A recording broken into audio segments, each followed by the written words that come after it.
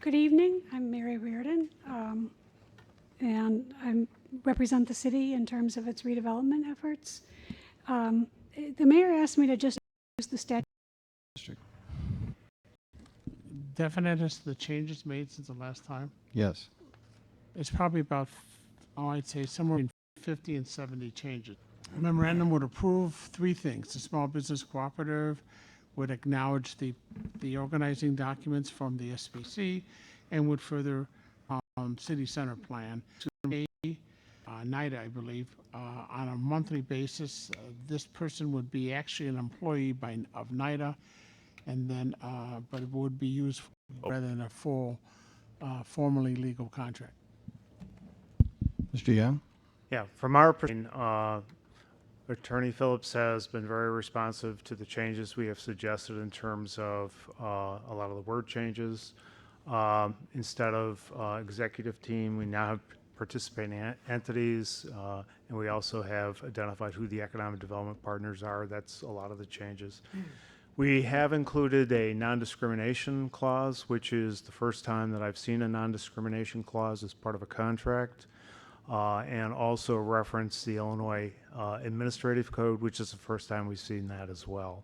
But we are, as you can see by the memo, runway 624, a total cost of $2.5 million rehabilitation, according to the memo.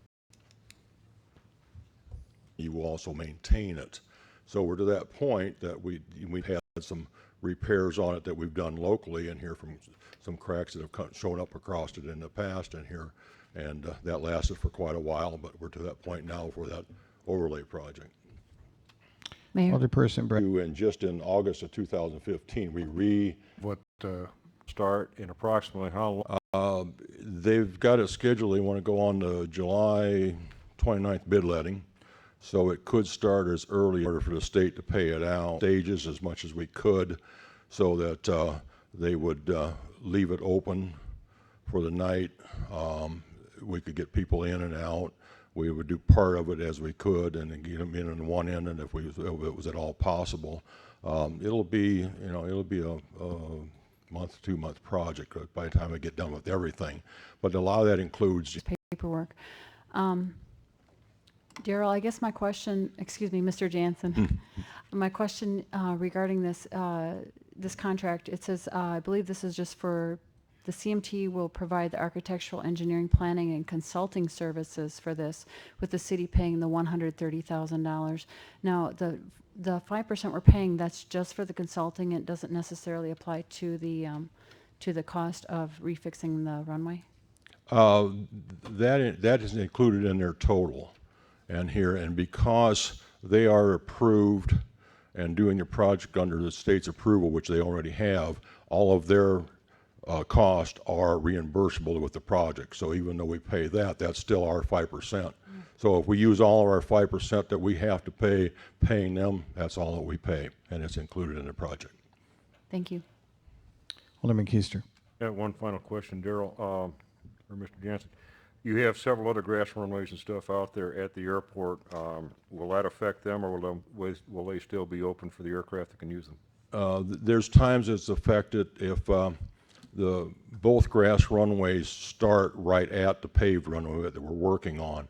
So they would have a dump truck on the pavement right at the end, and here during that period that runway would have to be closed, but we would have it so there wouldn't be both of them closed at the same time, and it really would be a short period of time that would happen. Otherwise we'd get through it. Of course our jet traffic that comes in can't use the grass, so yeah. But we can work around whatever we can on that. Any other questions from the council? If not, is there a motion? So moved. Second. It's moved by Alderperson Brashaw, seconded by Alderman Keister, to approve Resolution 2016-36 for CMT services in connection with the proposed runway rehabilitation at Alberta's airport. Is there any final questions? If not, Madam Clerk, please take the roll. Clem. Aye. McLanathan. Aye. Ross. Aye. Miller. Aye. Husker. Aye. Brashaw. Aye. Easter. Aye. Chesney. Aye. That passes 8-0. Thank you. Thank you, Mr. Jansen. Chambers. an electronic copy of the ordinance 2016-36 appropriation ordinance. Okay. First, Madam Clerk, is there any written comments that have been submitted to your office for inclusion in the record? None have been submitted to my office. Okay. Second, is there anyone who wishes to be heard on the city's appropriation ordinance from the public?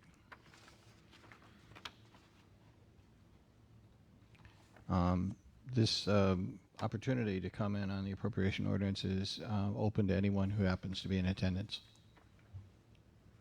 The chair will note for the record that no one has requested to be heard in the appropriation ordinance on the public hearing. Is there any comments in the public hearing from the council? Okay. There being no public comment from the public or from members of the council, it should be duly noted that the appropriation ordinance has been in file in the clerk's office and available to the public. Has it also been posted on the website as well, Madam Clerk? Yes, sir. It was on the, 2 places on the City of Freeport website. First reading was held on June 6th. A motion to adopt was given by Alderperson Clem, seconded by Alderperson. Fiscal year 2016 And for 18? between now in June and the end of the year.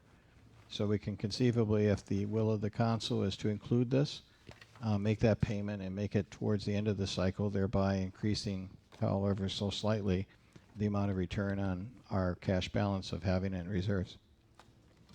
And the amount we pay off for this year is $334,000 and some odd dollars.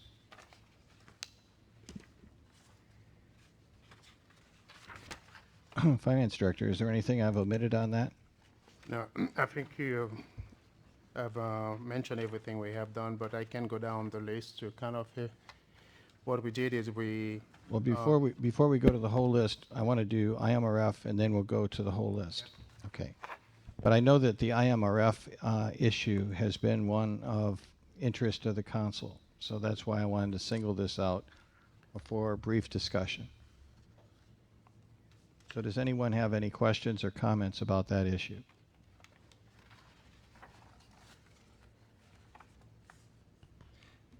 Mayor, Alderman McClanathan.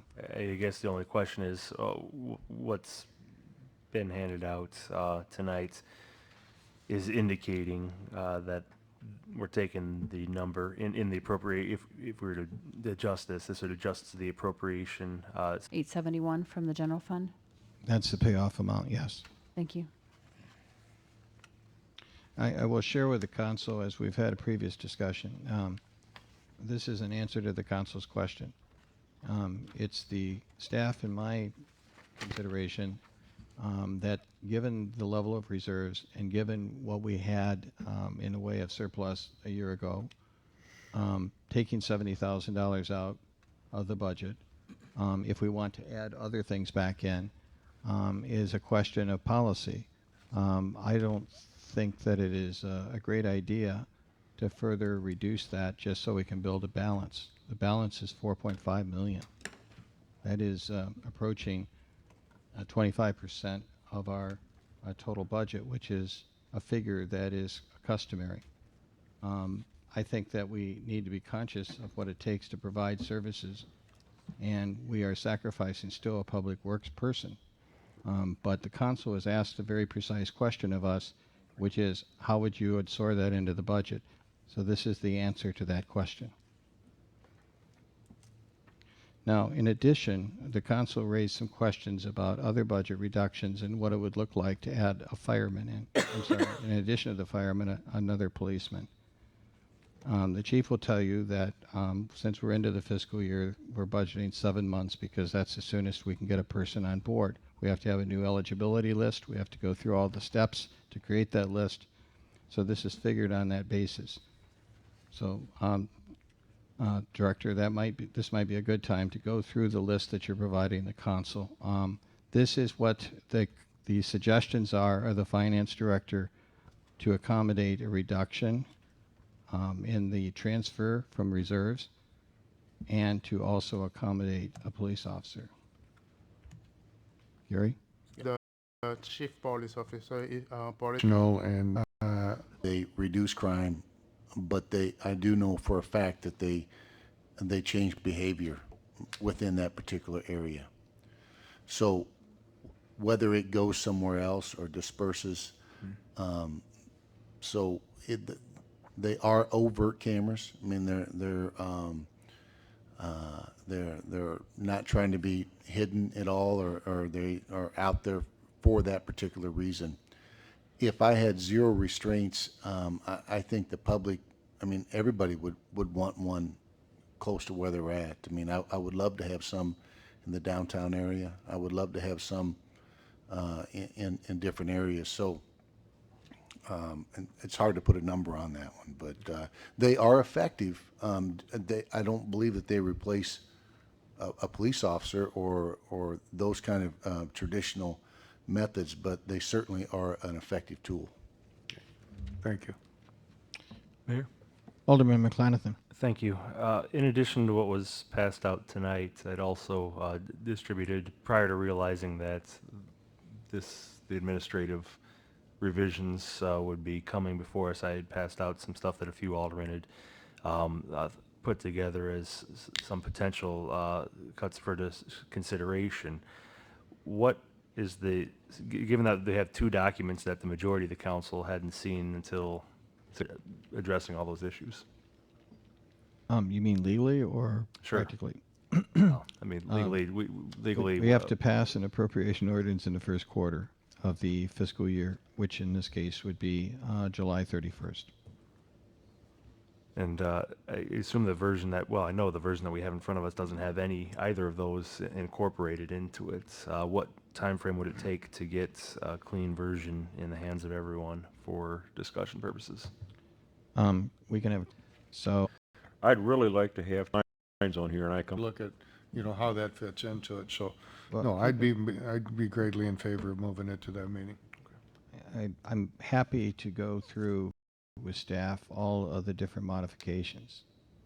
But I would strongly urge the council, resist the temptation, as I see it, and which is more customary, is to say, what is it that, given all these totals, we would like to have more detail on?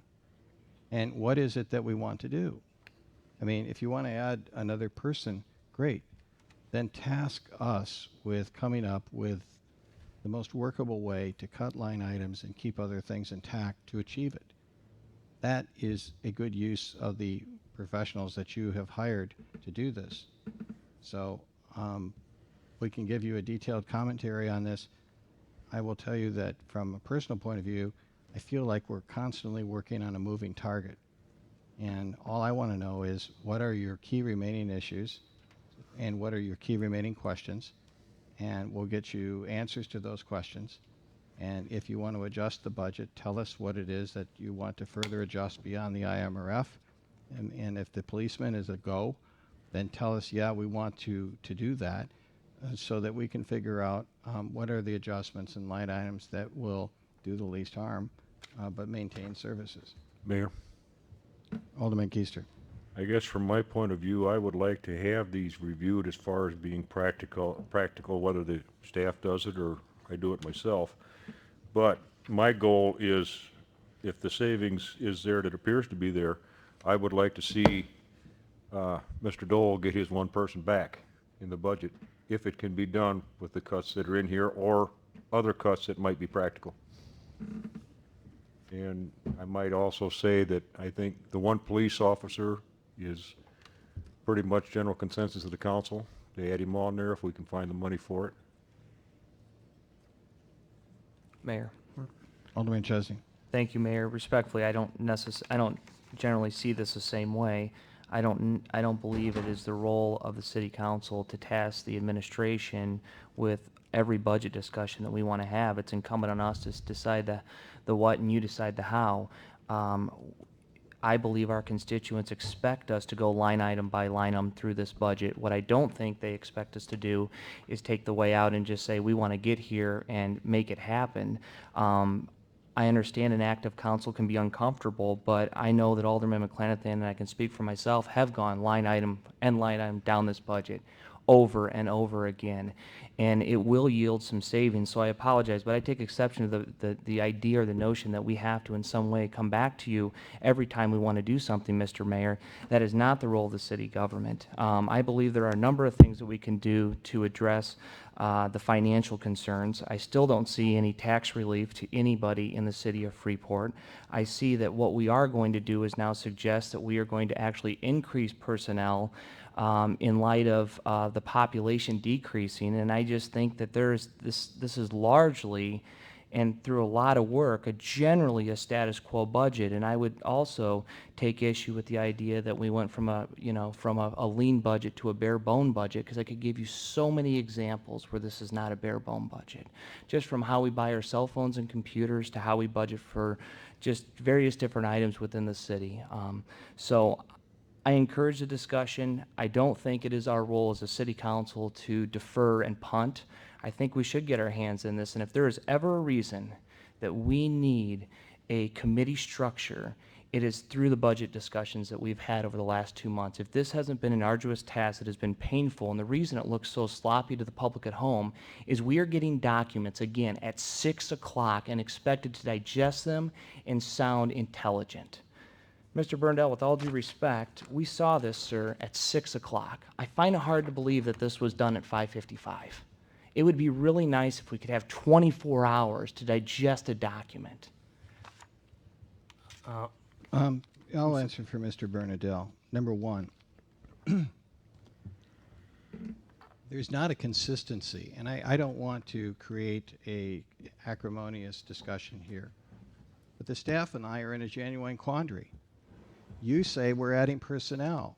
No, we actually said some of the people that are being retired ought not to be replaced if you want to arrive at certain bottom lines. Now, the council has changed that, and that is your prerogative. So frankly, Alderman Chesney, I don't care whether you add personnel or subcontract personnel, but we're getting mixed signals from meeting to meeting. And in one meeting, we're not supposed to touch the Fire Improvement Fund reserves, so we draft this, and then in the next meeting, we're taking it out $75,000. Now, frankly, I don't care. I don't care if you take the $75,000, you don't take the $75,000.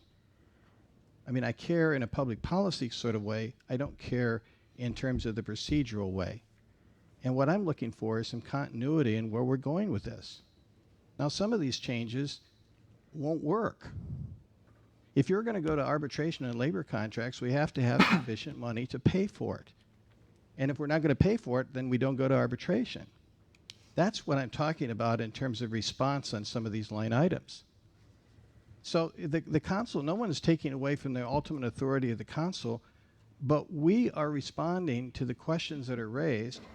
And then there's a new set of questions, which is okay, but sometimes the questions are different from one meeting to another. We're trying to center in on finalizing this ordinance. And all I'm looking for is if we're going to clean this up for discussion in July, we'd like to kind of know what the final issues are that we need to be prepared to respond to. That's our purpose here. Mayor. Alderman McClenathan. Thank you. We're on version 15 or so, approximately. I think Chief Miller said it was 13 a couple meetings ago. So we're on about version 15. The reason you're seeing some of these things, and I would note in regards to the fire improvement, initially there was we couldn't get to it. We couldn't get an answer. That was part of the problem, is we couldn't get to an answer as to what the actual number was for what we had, what we were going to be taking out, and what the percentage was going to be. Until we had that, then there was no point in furthering the discussion. We deferred it to the next week, and we got an actual number. Granted, around the time of the meeting, but we got the actual number, and then we were able to have an intelligent discussion as it's fleshed out in regards to how many people do we want to have, and how do we want to accommodate if that we did. And that's what led to what we had here. And frankly, a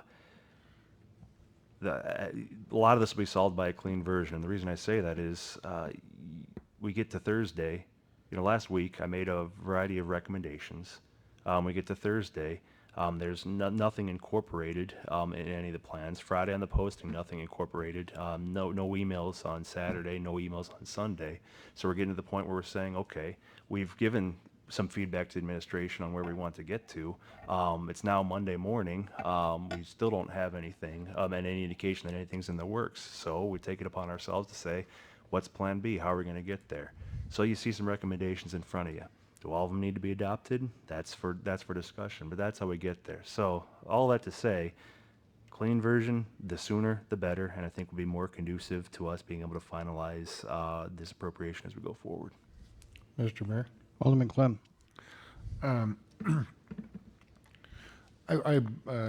Some of the stuff Peter said is very true. I think we've come a long ways here in the last couple of weeks, and that's really been great. And it's been coming from some clear documents, some stuff that you understand. And I do think that's where some of the issues come from. So the only thing that I'd say is, you know, if work to get our questions, concerns, or anything that we see that we can get to the together to answer some questions and move it forward. The chair had a motion that was moved but not seconded on deferring to the July meeting. Second. It was seconded. Is it seconded? Yeah. It was. All right. Is there any further discussion on this? Mayor, Alderman Chesney. point of clarification. At the next meeting, what are we to expect? Are we going to incorporate any changes, your changes, but not Alderman McClanathan's changes? What are we to expect to see? Because as far as I understand, we would have to make a motion to amend the ordinance in order to adopt any changes, correct? Procedurally? You would. I mean, I just got this too, all right? Now you I'm know in how the it same boat feels. you are. My suggestion, my strong suggestion is we had a meeting before this meeting with Alderperson McClanathan. I think that some of you have other thoughts and considerations. I will take whatever time it takes to talk to you individually. I'll try to work to find out what issues remain.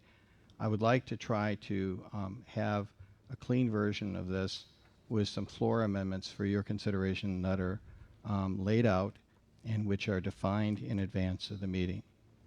And the reason I stepped in a discussion with the finance director is I don't know about you, but I appreciate the new finance director. And he worked to clean up a lot of things in a spending plan and to make sure that the numbers worked. And that's why some of this comes a little bit later. So, you know, forgive me for this footnote, but I'm relieved that our finance director came aboard in a matter of days, is doing good things that relate directly to this budget. He was not just simply wandering the halls trying to figure out what the password for the computer is. He was doing things that directly benefit you. And I think that with each passing day, this is getting easier in terms of punching in things and making sure that we can have a clean document and that you also have plenty of advance notice to discuss what are proposed amendments. So I would foresee that this remaining time that we have would not wait until the Thursday before the meeting, but it would be a very active time in terms of finalizing this budget. Mr. Mayor? Alderman Clem. I believe that what you described would really be helpful, and I appreciate Mr. Bernadelli coming on, and that has helped considerably. Just so for the listening audience, so they do know, so they do know, it isn't as though 3 or 4 of us can sit down across the table and sit down and work this out.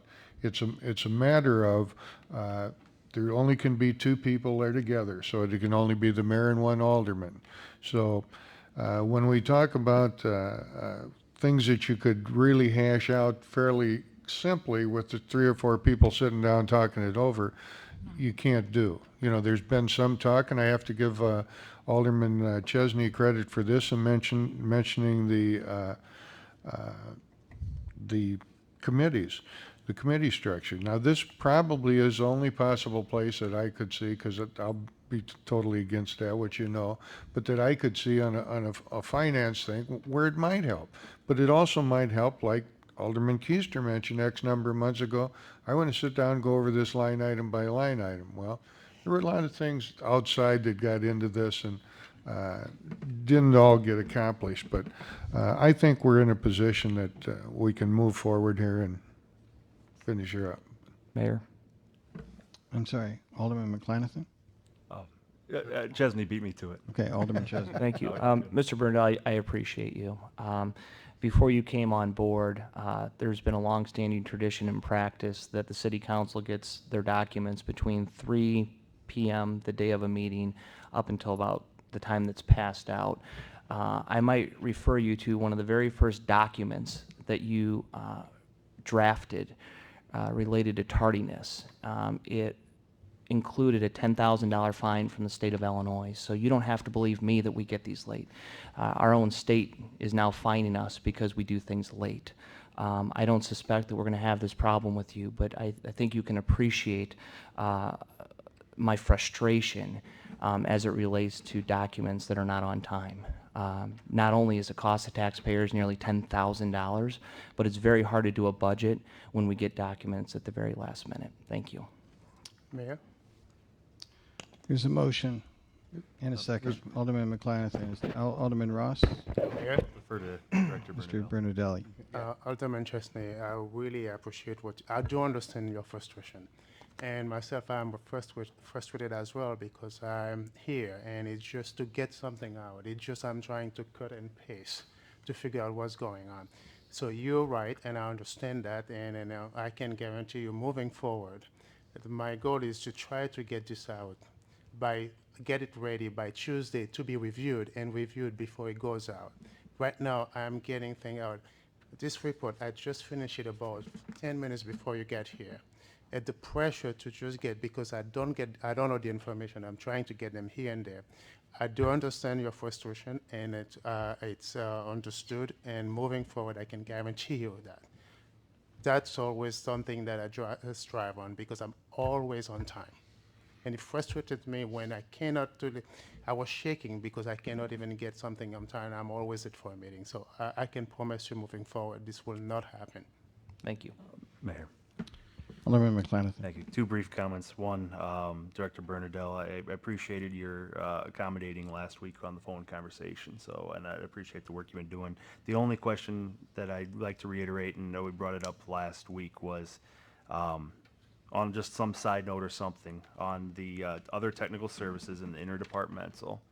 And it says miscellaneous professional services. The only thing I'm asking for in addition is, could we have a breakdown of what all those are included on that? Thank you. Thank you. Is there anyone else in the council? Not, we have a motion on the floor. Alderman Keister asked. I'm sorry. I was just going to say, call the question.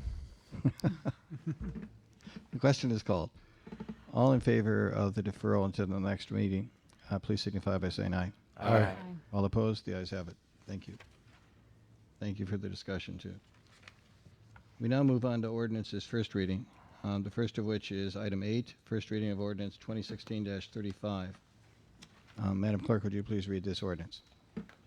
This is an ordinance amending Chapter 242 entitled Fire Department, Section 242.53, Fire Department Capital Fund of the Codified Ordinances of the City of Freeport, Illinois.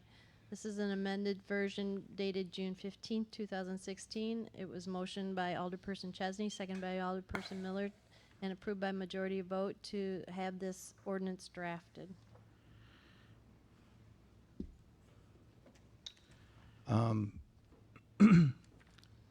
Mr. Phillips, I think you did the final draft of what we have presently. Would you walk the council through that? Item 8. This is on the Fire Improvement Fund.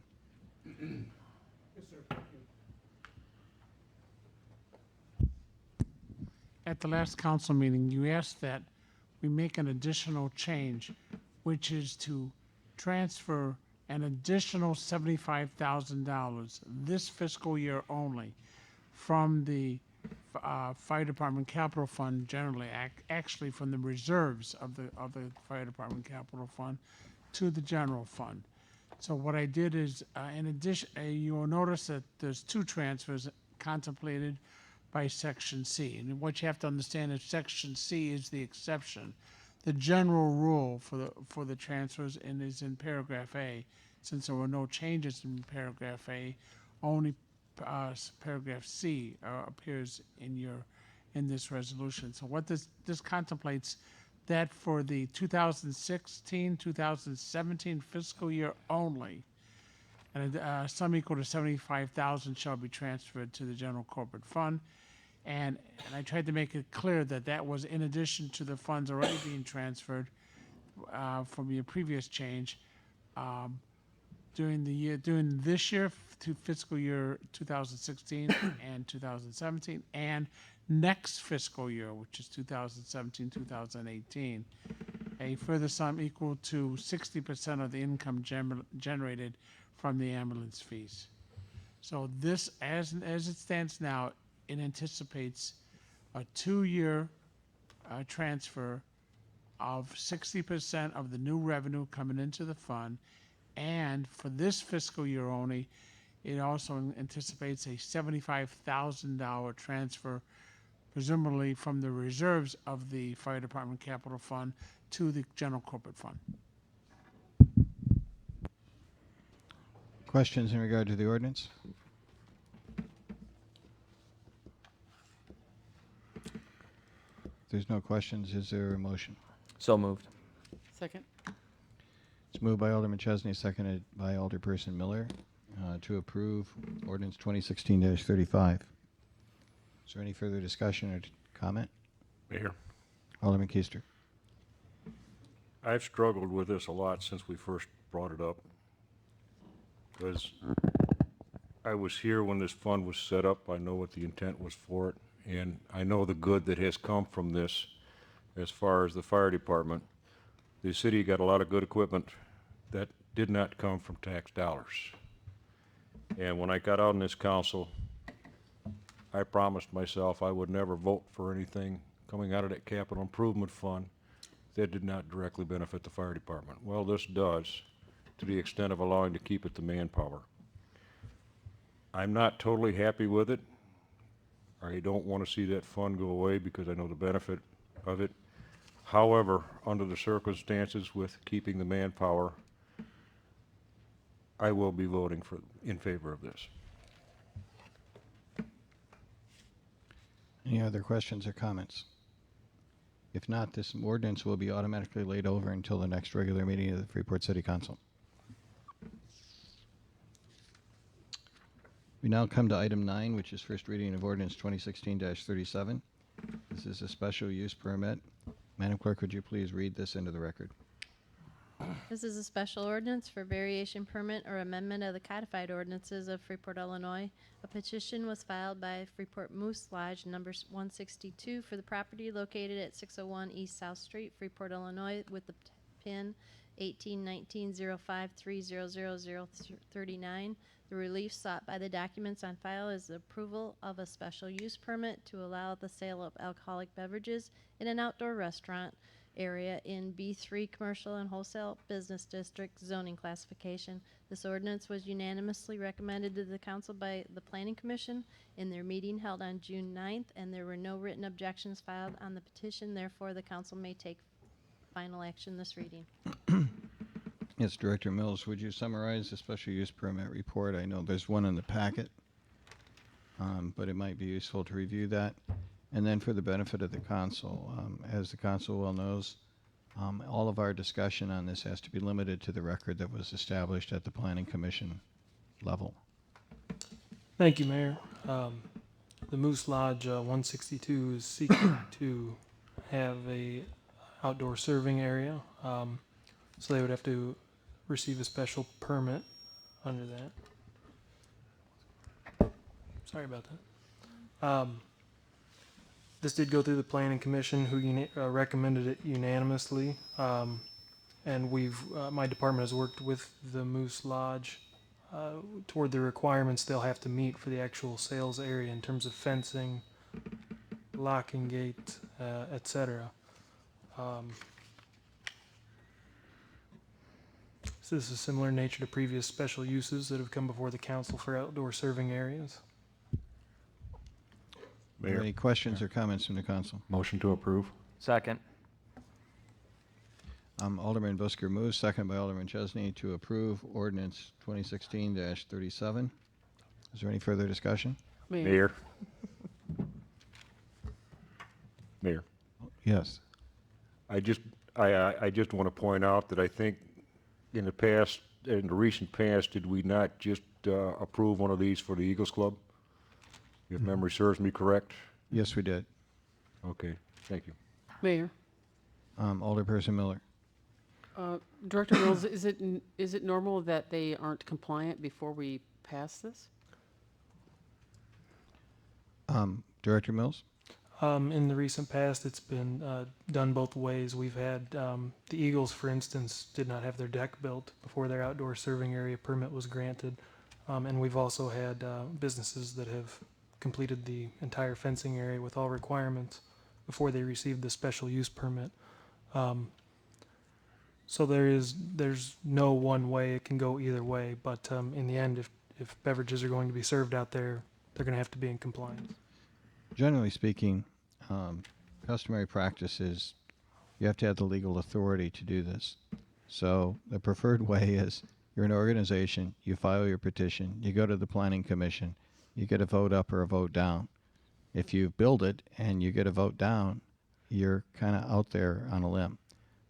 If you get a vote aye, which is usually what's going to happen, that doesn't finish it. Then they have to do the improvements. They have to be inspected. There has to be a certificate of occupancy. They have to go to the liquor commission and expand their liquor license. Where's the location on the premises? This is at the rear of the property where the horseshoe pits are, and there's an outdoor event area. The area is currently fenced now. However, there'll have to be some adjustments, which we've discussed with the lodge, in order to comply with the outdoor sales ordinance. But it's directly behind the building at 601 East South Street, the south side of the building. Okay. Mayor? Alderperson Bradshaw. Thank you. Director Mills, I know Mr. Staben usually does the LaSalle factors instead of finding of facts on this. During that, did he discuss any noise issues, perhaps with music, or during the public hearing? Noise was discussed. I believe the only noise that would be generated by this would be if speakers were set up for an outdoor event or a party, which can happen now anyways. They just can't serve alcoholic beverages outside right now. So that didn't appear to be an overriding concern of the Planning Commission in recommending this. Thank you. Mayor? Alderman Keister. Director Mills, correct me if I'm wrong, but it's primarily a business area, and there's very few, if any, residential in that area at all, is there? That is correct. Thank you. Is there any further discussion or questions? Mayor. Alderman McLanathan. Thank you. I noted when reading through it that the Planning Commission had indicated that the fencing issues generally fall on the city responsibility, and that's, I think, in part of what you were talking about a moment ago. Mr. Director Mills, do you feel that there's adequate remedies if there's not sufficient follow-through on the legal parameters going forward? Yes, they could have the special use, but they would just never be granted the expanded premises by the Liquor Commission. It would be very rare and unfortunate if someone who was granted a special use decided that they didn't want to follow the rules to actually use it for their outdoor area. So we've looked at, again, those fencing changes that need to be made, and the Moose Lodge appears to be a very willing to do that. Any further questions? Any further discussion? If not, Madam Clerk, take the roll on the motion to approve, and being mindful of the fact that this is the roll call for approval because it was unanimously approved at the Planning Commission level. Clem? Do we have a motion and a second on the floor? Yes. Yes. Alderperson Keister motioned it Okay. for approval, and Alderperson Chesney. Thank you. Just wanted to double check. Thank you, Madam Clerk. Alderman Busker. Alderman Busker. Miller. Busker. That was second. Busker. Somebody did. My vote would be aye when we get to it. Clem? McLanathan? Aye. Ross? Aye. Miller? Aye. Busker? Aye. Brascia? Aye. Keister? Aye. Chesney? Aye. Passes 8-0. Now come to item 10, which is first reading of ordinance 2016-38. This is another special use permit. Madam Clerk, would you please read ordinance 2016-38 into the record? This is a special ordinance for variation permit or amendment of the codified ordinances of Freeport, Illinois. A petition was filed by Double A Market Incorporated for the property located at 605-607 Northwest Avenue, Freeport, Illinois, with the PIN 1814-330-351-007. The relief sought by the documents on file is an approval of a special use permit to allow the sale of alcoholic beverages in a B3 commercial and wholesale business district zoning classification. The ordinance was unanimously recommended to the council by the Planning Commission in their meeting held on June 9th, and there were no written objections filed on the petition. Therefore, the council may take final action at this reading. Okay, Director Mills? Thank you, Mayor. The building, or the property in question is the former Salvation Army retail store on West Avenue, the very north end of town. It's been purchased, rehabilitated, and they are seeking a special use permit for a liquor store. Special uses would be allowed for a packaged liquor store explicitly. So the entire property would be granted the special use. However, the intent of the owner is only to utilize the eastern half of the building at this time. It has a certificate of occupancy, and that's what's ready to be turned into a packaged liquor store. Mayor, Alderman Keister. motion to approve. Is there a second? For fail of anything else, I'll second that so we can have a discussion. Okay. It's moved and seconded, but is there further discussion in regard to the Planning Commission recommendation Mayor. and the record that was comprised there? Alderman McClanathan. Thank you. Looking at the record, and I see that the commission went over some of the LaSalle factors and also the location of the zoning. Was there any discussion regarding, particularly to that location? It's kind of one of the main entrances of town. How it would look coming into the city, and that being one of the first things that you see coming into City of Freeport. Yes, one of the LaSalle factors is the suitability of the property for the zoning purpose. The commission discussed that it was a large lot next to the highway, and that would be good suitability for this purpose. Mayor, Alderman Keister. in regards to that, I understand what you're saying and appreciate that, but if you look at the other end of town on the same highway, there's a liquor store down there too. So as a main corridor, there's going to be one on each end. Mayor, Alderman Chesney. thank you. I actually received several phone calls on this of great concern, just given the location as the main thoroughfare in town. You know, there was many of my constituents that were concerned about a liquor store being placed as you come into town. I mean, that corridor is already struggling, I think, aesthetically, to put politely. So I have some great reservations regarding this. I don't know if this necessarily showcases Freeport the way we would want to. I think the opposing argument would be, as the building has sat for a long time, it was nearly condemned, and it would theoretically generate some tax revenue, but my view is the council should exercise some caution on this one. Generally, zoning variances, we have been, very agreeable, and they go right through. I don't get calls on this, and I've received a couple on this, and, if you're driving into Freeport, is that the first thing you want is a liquor store? And, with respect to Alderman Keister's comments, while I do agree that you will see them on other ends of town, I don't know if that's necessarily good policy. So I'd be very eager to hear other council members' feedback on this particular ordinance. Well, before we do that, I want to caution the council. The Planning Commission is the body that hears the evidence and the facts. You are, in effect, a judicial body for the purposes of making this decision. So we're not entitled, nor am I, even as mayor, to take ex parte communications and listen to what our constituents have to say. If they have some concerns or reservations, they're supposed to direct that to the Planning Commission. I mention that not to be difficult, but just simply to say we need to make sure that we protect our record, and we need to make sure that we relate our comments to the factors that were discussed and debated at the Planning Commission level. So just a word of caution in terms of the consideration of this.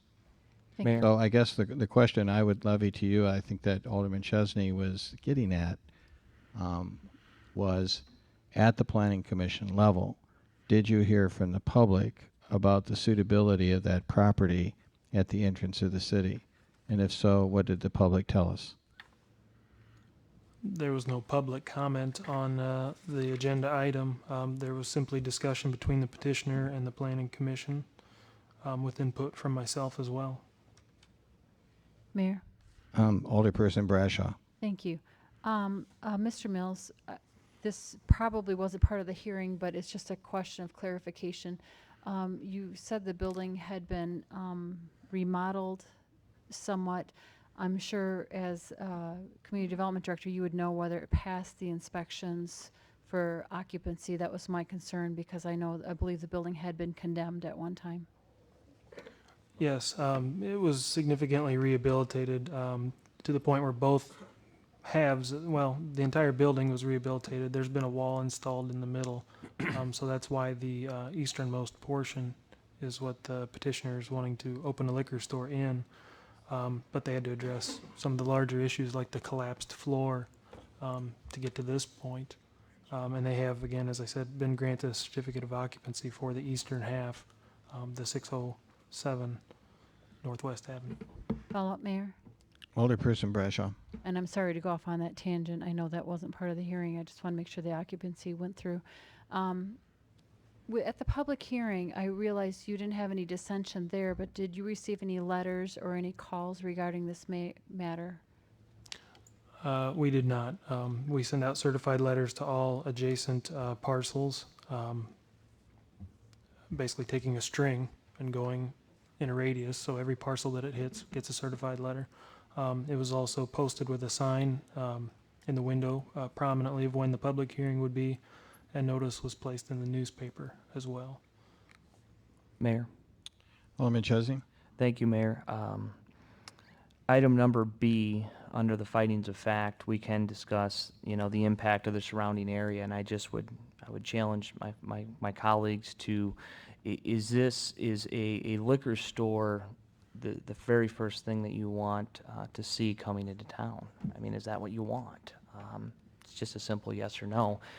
I think that we have passed a number of ordinances that have been very favorable to the liquor community, and perhaps this might be an opportunity to exercise a little bit of caution. I mean, we want to fill every vacant building as quickly as possible. I would probably challenge that that's not the appropriate place for a liquor store with my background in real estate. I would probably argue that that's not an appropriate way to market Freeport as your first impression, but that's just my view as it relates to item B as to the impact it's going to have on the surrounding area. Mayor. Alderman Keister. My question on that would be, if we do not approve this for those reasons, are they legitimate reasons? Is it something that we can, that would come back and haunt us? I mean, how would that proceed if this council decided to go forward with that? And I do want to go on record before you answer that I don't see a problem with this. I haven't had anybody call me on it. You've taken a building that was going to fall down and have to be repaired and stuff, and we're making something useful out of it that's going to bring tax dollars.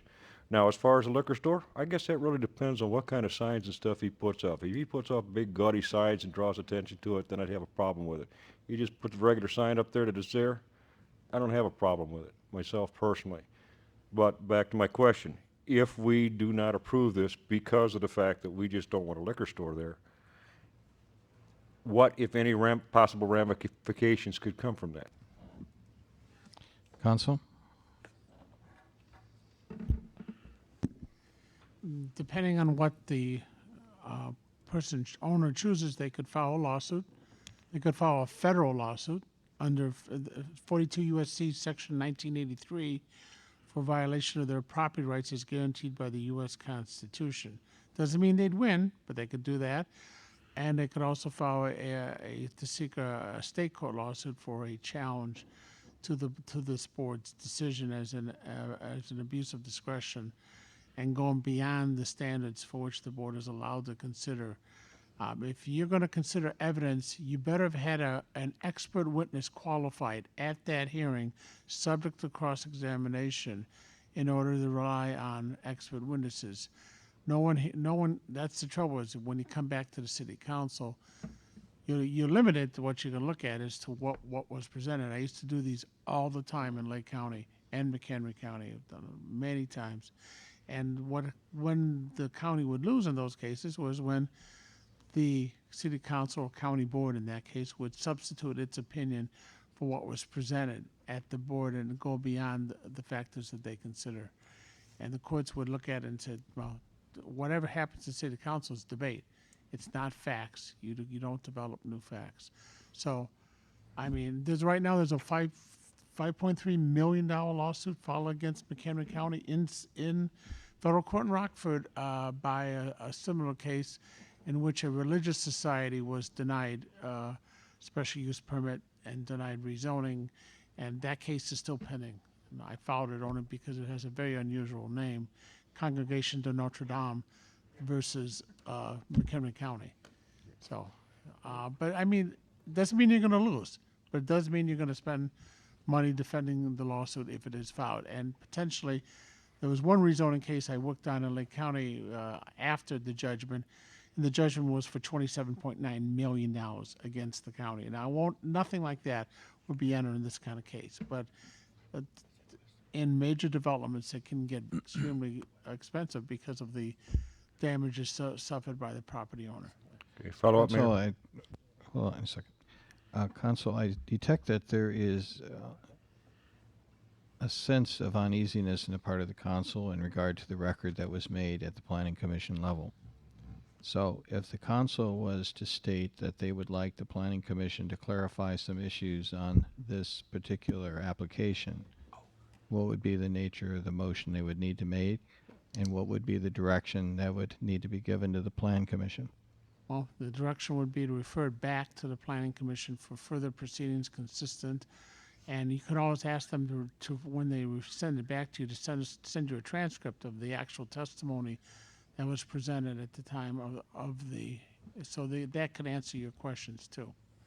So would just be referred to the Planning Commission for more further proceedings in accordance with this issues. Follow up, Mayor. Alderman Keister. Yeah, I just wanted to say that you've got a legitimate point that maybe we don't want too many of them in the corridors. I don't think by denying it through this method is the way to go. We have to look at zoning or something to restrict the amount of those type of businesses in the area. I think that's something we can do that would be more legitimate. But just because they want to go on the edge of town and it's the first thing they see when they come in, I don't think is justifiable reason to deny their petition. Further discussion. Is there a motion from the council? Mr. Mayor, Alderman Clem. if this were moved back to the Planning Commission, would they resend out letters or anything, or would there just be a normal quorum of the Planning Commission and whoever came to hear the case at that point? Council? It would depend on whether there's additional testimony. If there's additional testimony to be presented at the Planning Commission, there may be a need to notify people again.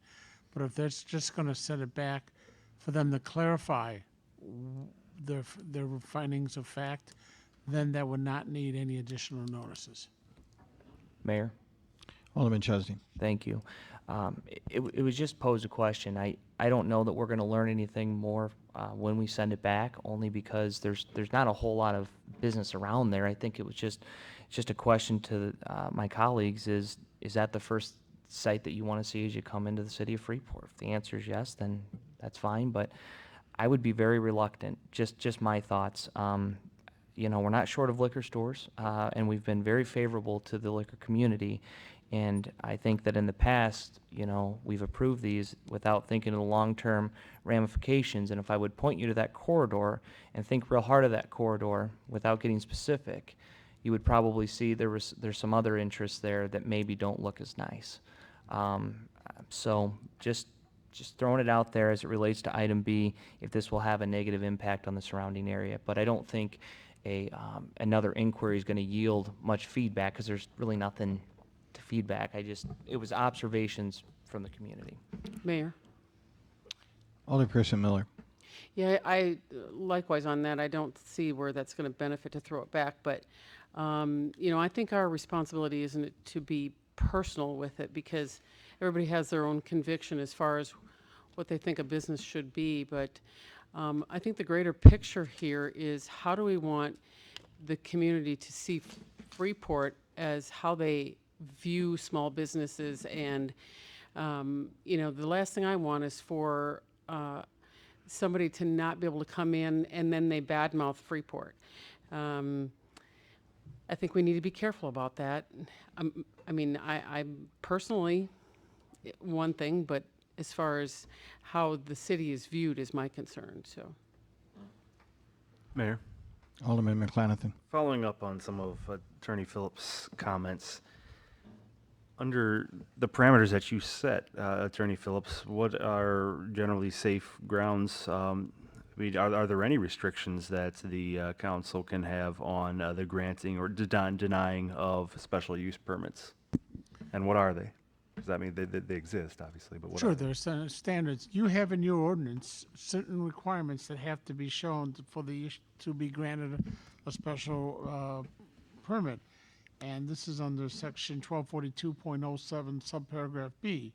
It says, the administrative agency shall not recommend nor shall the city council grant a special permit in a particular zoning district or districts unless it shall make findings based upon the evidence presented to it in each specific case that, one, the establishment, maintenance, and operation of the special use will not be detrimental to or endanger the public health, safety, and general welfare.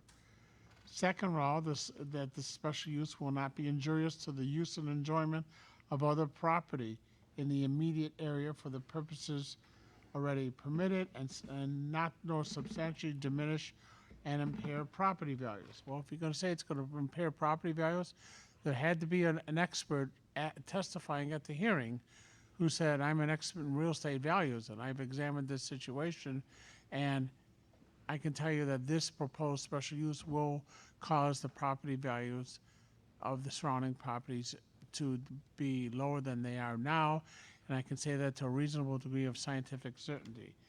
And the third thing they have to show is that the establishment of the special use will not impede the normal and orderly development and improvement of the adjacent property for the uses permitted in the district.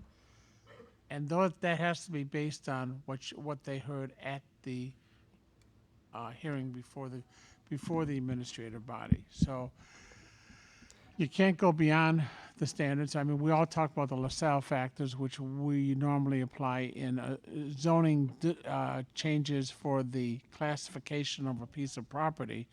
And those have been developed by the Illinois Supreme Court over many years and have been applied, and there's a wealth of cases interpreting what it means. But and obviously the most important thing, and that's a rezoning issue, is for surrounding property. Its use and surrounding properties of current zoning. There's lots of other things you can consider, but in this case, you've passed an ordinance that set 3 standards that have to be met in order to say no to a special use permit. And what you have to do is you have to look at whatever the evidence that was presented at the board and say, did they not meet each of these 3 requirements? Follow up, Mayor. Alderman McClanathan. Thank you. So under the line, because I don't have the ordinance in front of me right now, but I do have the planning commission notes. But not having that ordinance, you're indicating that a special use permit shall be granted, but for evidence pertaining to one of those 3 factors? If you're going to deny it and trying to avoid litigation, you have to show in that section B 1, 2, and 3 how they did, why 1, 2, or 3 would prevent them from having it. I would note then, Mayor, it seems that the only evidence that was heard, from what I can see on it, was just some testimony by the individual asking for that. So I don't see how there would be any evidence to the contrary unless the guy's going to come on in and try to torpedo his own application, which doesn't make any sense. So I don't. If we're wanting to look at this further, I don't think we have a sufficient record. Now, granted, I don't know what the Planning Commission's desire is. I know Mr. Stavins here, but I don't know what the Planning Commission's desire is to further look into those factors or not. But we don't have much of an evidentiary record to go by. Mayor? Mr. Mayor, Alderman Clem and then Alderperson Bradshaw. go ahead, Alderman. Mayor, I wanted to call the question. Question has been called. Is there any new questions or comments in regard to this? Yes, I have one more. Alderman Ross. How many businesses in this area sell liquor? I'm sorry? How many businesses in the area of this business sell liquor? I believe this is the only one.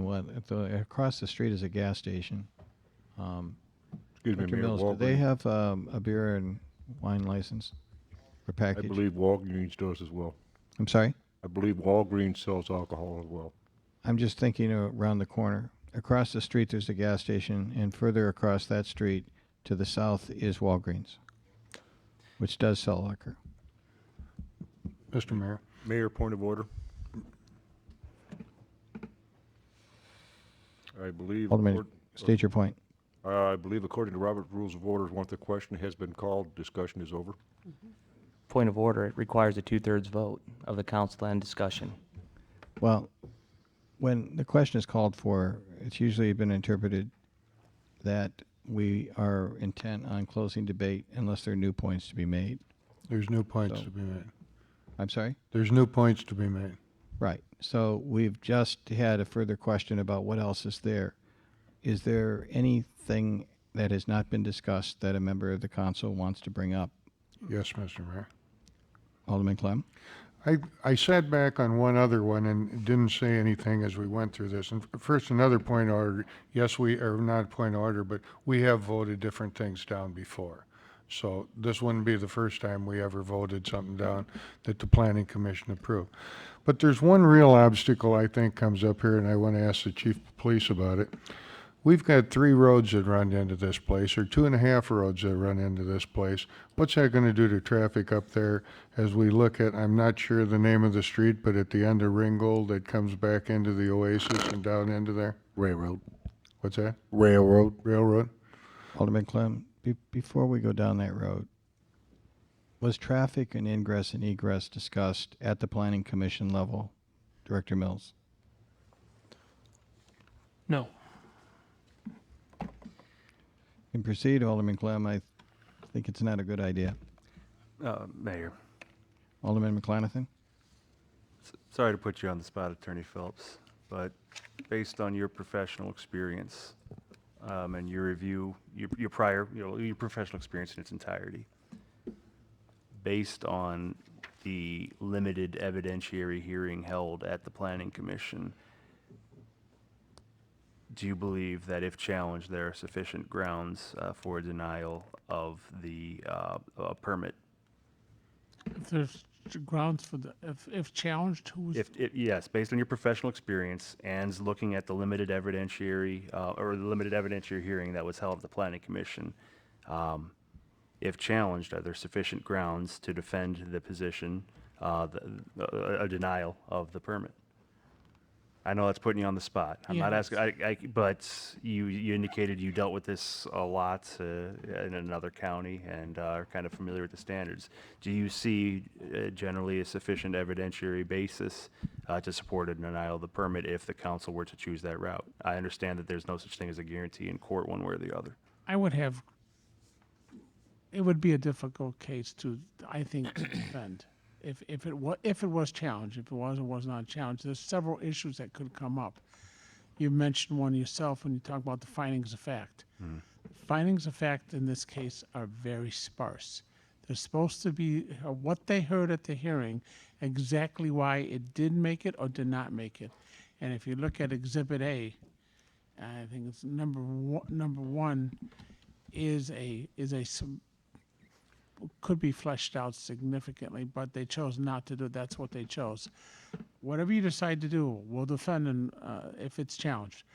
And let's be honest, the judges here in Stevenson County don't get to hear these type of cases, which are run-of-the-mill, one after another in Lake and McHenry counties, because the land there is so valuable that there's an incentive to bring it to court should it be turned down on a proposed development. There's not as much an incentive here in Stevenson County. Mayor, Alderman I'd make a motion- McClanathan. Thank you. I'd make a motion that I think would take precedent over the former motion. Tell me if I'm wrong procedurally. I'd make a motion to refer it back to the Planning Commission for further evidentiary hearing to flesh out the issues. Second. I think that motion does take precedence. There's a motion to refer this back to the Planning Commission for further findings and clarification. That motion has been seconded. I believe it is non-debatable. Madam Clerk, would you please take the roll on that motion? Clem, Aye. McClanathan, Aye. Ross, Aye. Miller, Aye. Busker, Aye. Brashaw, Aye. Easter, No. Chesney. Aye. Passes 7-1.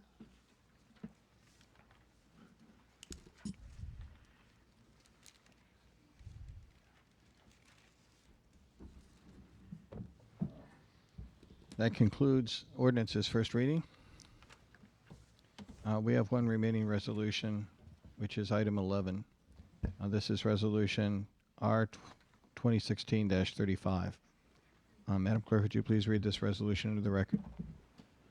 This is a resolution to approve an intergovernmental agreement between the City of Freeport, Illinois and Freeport Park District for street improvements to Park Lane Drive.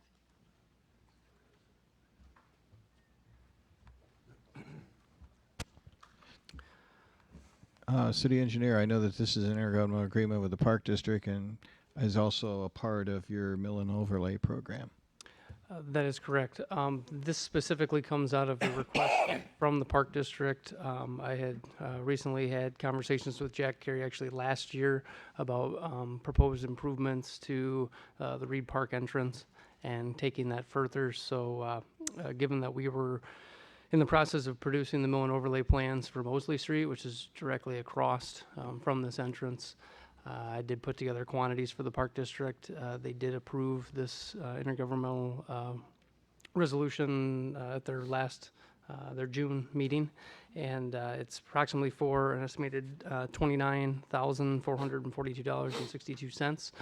This would mill and repave sections and then an overlay section for the dilapidated pavement between Burchard Avenue and West Avenue. Within our mill and overlay program. So they would be required to pay for all bid quantities that are used within the project, and then they are also required to pay us a 6% inspection fee. So this pretty much took me about an hour and a half of my time to put together. So we're pretty good there, and then our interns and myself will be inspecting the project. So I think from their cost standpoint, I think 6% is reasonable. It will pay for our summer internships, and it's not a huge deal of time, and there's no way that a consultant could compete with that rate. So for a professional engineer to review their activities. So I think this is something they'll probably move forward with in the future as we help them pretty much bridge our street program with their programs. Mayor. Alderman Keister. Motion to approve. Second. It's moved by Alderman Keister, seconded by Alderman Busker to approve this resolution. Is there further discussion or further debate? Mr. Mayor, Alderperson Bradshaw. I'm assuming that Mr. Phillips had looked this over for the intergovernmental agreement and it's been approved by him? Council? It was presented to me almost in final form, so I did review it. I did not draft it from scratch, though. Follow-up? Alderperson Bradshaw. Thank you. And Mr. Phillips, even though you reviewed it rather briefly, does it seem suitable for what we are looking for at this time? Council? Based on my conversations with our city engineer, I think it would be. We were just so clarification on the agreement on paragraph 3 entitled term. We would be inserting, there's a blank there as to the date. We would be inserting the date it is signed by the mayor pursuant to normal city procedure. Thank you. Is there any other discussion or debate? Are there any other questions? If not, Madam Clerk, please take the roll. Clem. Aye. McClanathan. Aye. Ross. Aye. Miller. Aye. Busker. Aye. Brashaw. Aye. Keister. Aye. Chesney. Aye. Passes 8-0. Next, we're going to go to reports of department heads, and I know that we have some individuals here that are particularly interested in the boat dock. So I'm going to suggest that we take that and then go back to the mill and overlay program. Sean, would you kind of summarize where we are with the boat dock? And I think there's a particular interest in what is the state of certainty that if we accepted the bid, went to construction, that we would likely recover our money from the state of Illinois? Thank you, Mayor. Actually, all three of these items are lumped together for a specific reason, because all three of these could be used within our bonding money that we borrowed this past year. So I want to talk to them individually, but as a whole as well, and with some brief numbers. So specifically the boat dock, basically where we are at is if we bid this time last year, shortly after the grant was froze. So a lot of, I think, the frustration from those that would utilize this facility, we were unable to get this out the door in 14 actually, right? We were given improper notification that the grant was frozen in January. This grant actually was not frozen, other ones were, and then re-notified late April of 15 that the grant indeed was misclassified and it was unfroze. So we started work on it, then we could not bid it because the grant was perceived to be frozen. It was open for, I guess, a period of about a month and a half before then this grant was froze. So unfortunately, the communication with IDNR led us to not proceed with the bid and left us with, finally, at the start of the state's fiscal year, I elected to bid it. So that way, if there was indeed a budget passed, we would have the ability to move forward as soon as possible. Obviously, there's been no budget. There has been no unfrozen grant. And so now the IDNR has backed off. Originally, their issuance to most of the municipalities that had a grant like this was, if you choose to spend the money now, we will not reimburse you. Now they've backed off that to say where if you follow the guidelines within the program, if the grants are unfrozen, we will reimburse you for the work as long as it's properly documented. So we've done all that. That is fine. We had a bid opening last year. So what I have on the table tonight is to actually award that bid to the low bidder. They are willing to hold they have said that actually right after we had the bid opening, they would hold their bid firm for as long as it took to unfreeze the grant. So the reason why this comes to you tonight is it does not appear that we're going to have a budget, at least between now and when this dock could be installed this year. Given that they would have held their bid for nearly 2 years at that point, I think it would be appropriate to rebid the following year or approve this tonight. So what I have broken out for you and the other programs as we talk about is if we're going to use some of my recommendations previously on the bond money, which is available because the Newell parking lot project did not proceed this year, and also there's been no indication of repairs at Old City Hall. If $2.2 million was to go to Carnegie, $75,000 was to go into the mill and overlay program, and $55,000 would cover this boat dock. That would leave you with an expense of $2.33 million of the $2.44 that was borrowed, leaving you with a remaining contingency of $120,000 to go towards Newell. I realize this jumped out of order on me, so I got to backtrack. So specifically what we could do is fund this up front with the opportunity to get reimbursed should the state pass it. If not, it would be very unlikely that we would be able to see a passed budget and the funds released to approve this moving forward with the current bids. 2 years to hold a bid is an extremely long time. So I'm kind of at the point now where I would recommend to utilize the funds that we have borrowed that aren't going to go this year. And basically my stance is if we want to do a floating dock down at Tuddy's Crossing, we have everything ready to go. Probably the best chance you'll ever have of getting reimbursed, because most likely if there are state budgets, these programs probably go away if they don't proceed. So at this point, I would recommend to move forward with the project in order to see some activities down at Tuddy's Crossing. Mayor, Alderman Keister. we have been sitting on this for quite a long time, and if we can do it now and start getting usage down there and bring tourism in, I think it would be a very good idea. So I'd like to make a motion that we approve the bid for $55,718.87 as requested for the boat dock. There'll be further discussion, I'm sure, but is there a second? I'll second that. Motion and second. Motion by Alderman Keister, second by Alderperson Miller. Discussion in regard to the boat dock. Alderman McClanathan. Thank you. A couple areas of question. One, I do want to see the boat dock in there and get that taken care of. But I do have some questions in regards to some of the process here and the finances. You had indicated using the $55,718.87 for the boat dock. What was also the other one that you had said for the mill and overlay? You said you were going to use some of the bond money for that one too? Correct. And the reason why all these are together is because they tie together. When we first did the Phase B, realistically, the city could have easily spent about $1 million on its own roads. So we've done a lot of water and sewer projects over the last couple of years, or grant projects over the last couple of years that have allowed us to do some bigger infrastructure than we normally can achieve. What's left in the hole of the Phase B project is a lot of our street resurfacing that it's not eligible for IEPA approval, and there was no funding source at the time. So given when we moved forward to do the Phase B project, it was really water only, and that left some things. I think we've done a very good job of putting things back together. However, there were 3 routes in bid package 2, contract 2, of Carthage, Knox, and Platteville Court. They were, I would say, poorly built over the last few years, falling apart where actually the surface pavement is delaminating from the roadway binder. Actually fairly cheap construction to do given the mill and overlay program. I think a long-term solution because we have the water main relocated.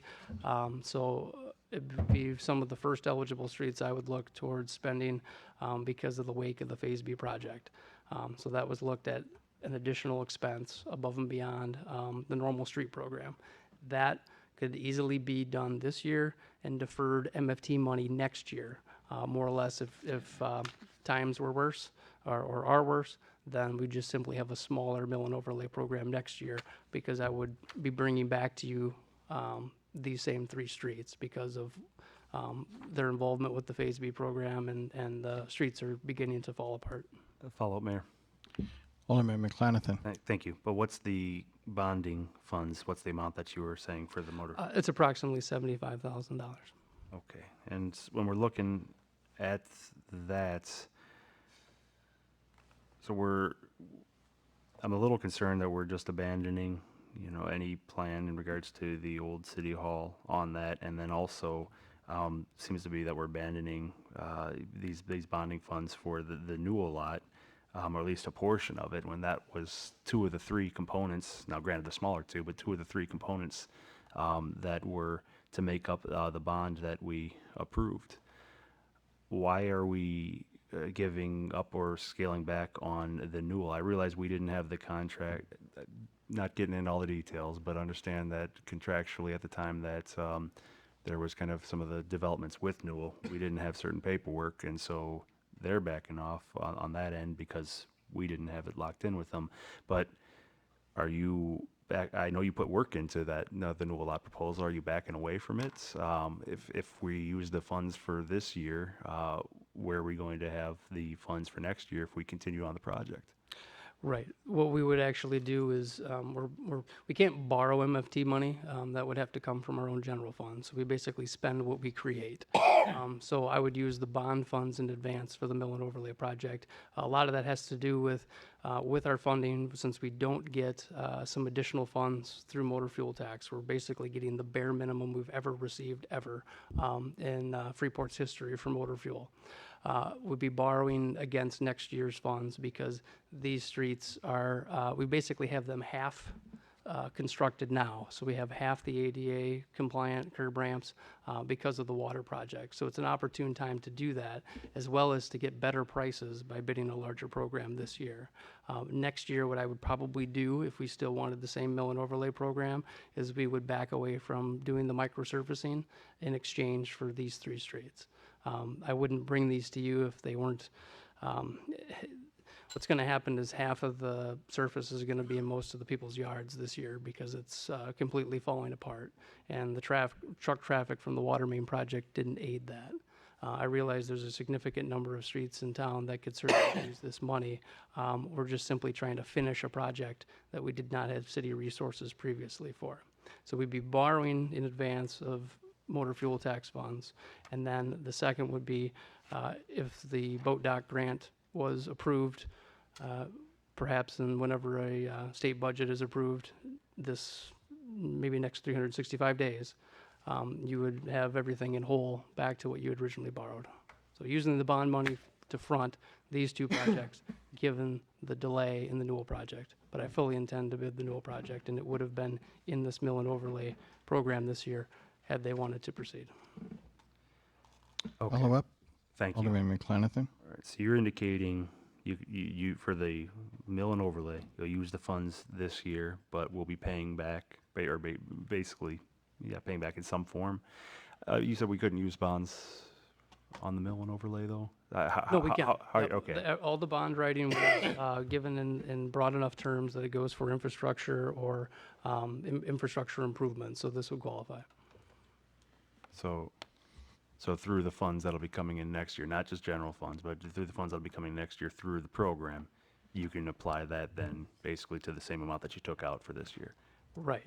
Okay. You also have TIF resources potentially for, if you remember, the Newell project was part TIF, part general fund, part rent from Newell. Obviously, we're going to get another payment for rent this year, even though they're not moving forward with the project. So some of this is just using the money available to get as much done as possible and then reevaluating it once we bid. But one follow-up, and then I'll stop hogging the mic, but if I may, Mayor. Proceed. All right, thank you. Bottom line concern, you've indicated how we can get some of those paid back next year so that that we won't be using those motor fuel tax or the mill and overlay program on that. My other concern, though, is using the 55,000 on it, and then at the end of the day, it's coming out of our, our funds here as opposed to being a grant reimbursement. Correct. You indicated that the recent, and was this in writing or verbally, that they told you that if you follow the guidelines and grants are unfrozen, they'll reimburse us if we did it properly? I received that information when I inquired after the last public discussion about the boat dock. We did receive information, and the Park District has received the same on theirs, that go ahead and complete your projects, but at your own risk. So of the 3 of these items tonight, this is the only one I cannot guarantee you that I can absorb later. So this is the one with the biggest amount of risk, other than if there's ever going to be a dock down there and they're ever going to run a program, then I think this would be either funded or never funded through this program. Well, do you anticipate the grant going away? Well, I think if they're not going to fund the current ones that are already open, they'd have a hard time funding new ones. What is the likelihood of them getting rid of this program?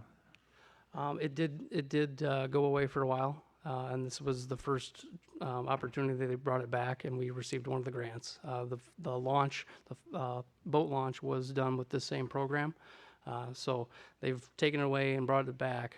I don't believe when they took it away the last time that they left people hanging out there with projects accounted for. Mayor. Alderman Chesney. Thank you. Engineer Gallagher, if you could just work with me a little bit on the timeline to see if I'm pretty close to accurate. On or about 2014, we were awarded a grant for a boat dock. And Mr. Butler and his crew have every right to be disappointed. Something happened, not pointing fingers, but something happened to why it wasn't done. Around 2015, there was discussions regarding the Newell parking lot. We also went out and spent about $15,000 on a study, all of which we never received anything in writing that we were going to have them commit to this parking lot. Around September, October of 15, we then went out and borrowed money without any commitment from Newell at that time.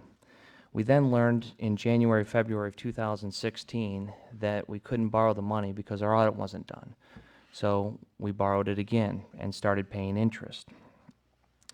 And then we learned from Newell, because we never had anything in writing, that we were no longer going to commit them to the parking lot, and then they have, for all effective purposes, put capital projects on hold with no indication that that's going to change.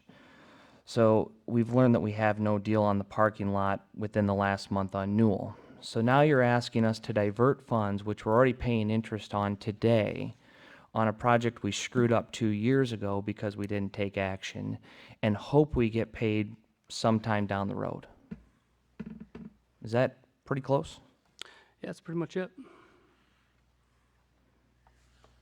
And that doesn't strike, Mr. Mayor? And that Alderman Chesney. And that doesn't strike you a little off?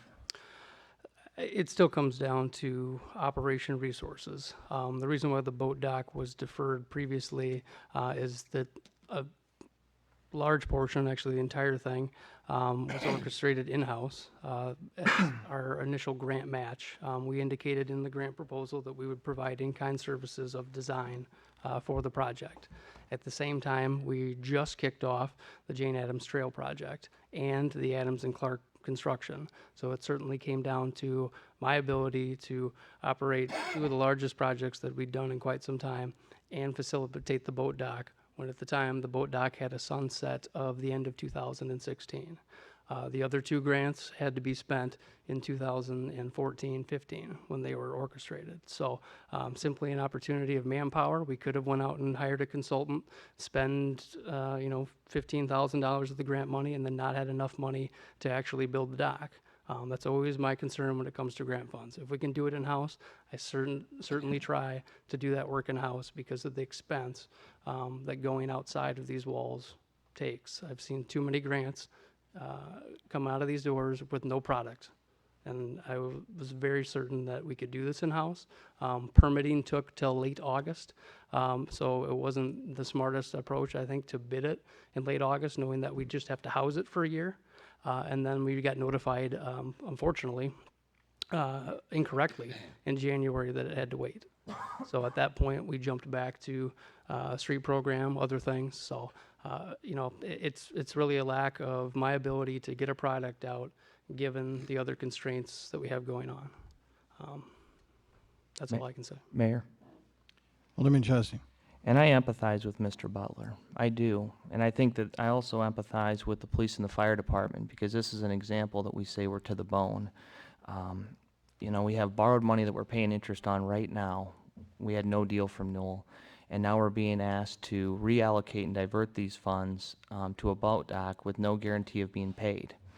It's real simple. I just don't know if it's just not good business. I mean, if somebody did this in the private sector, you'd be fired.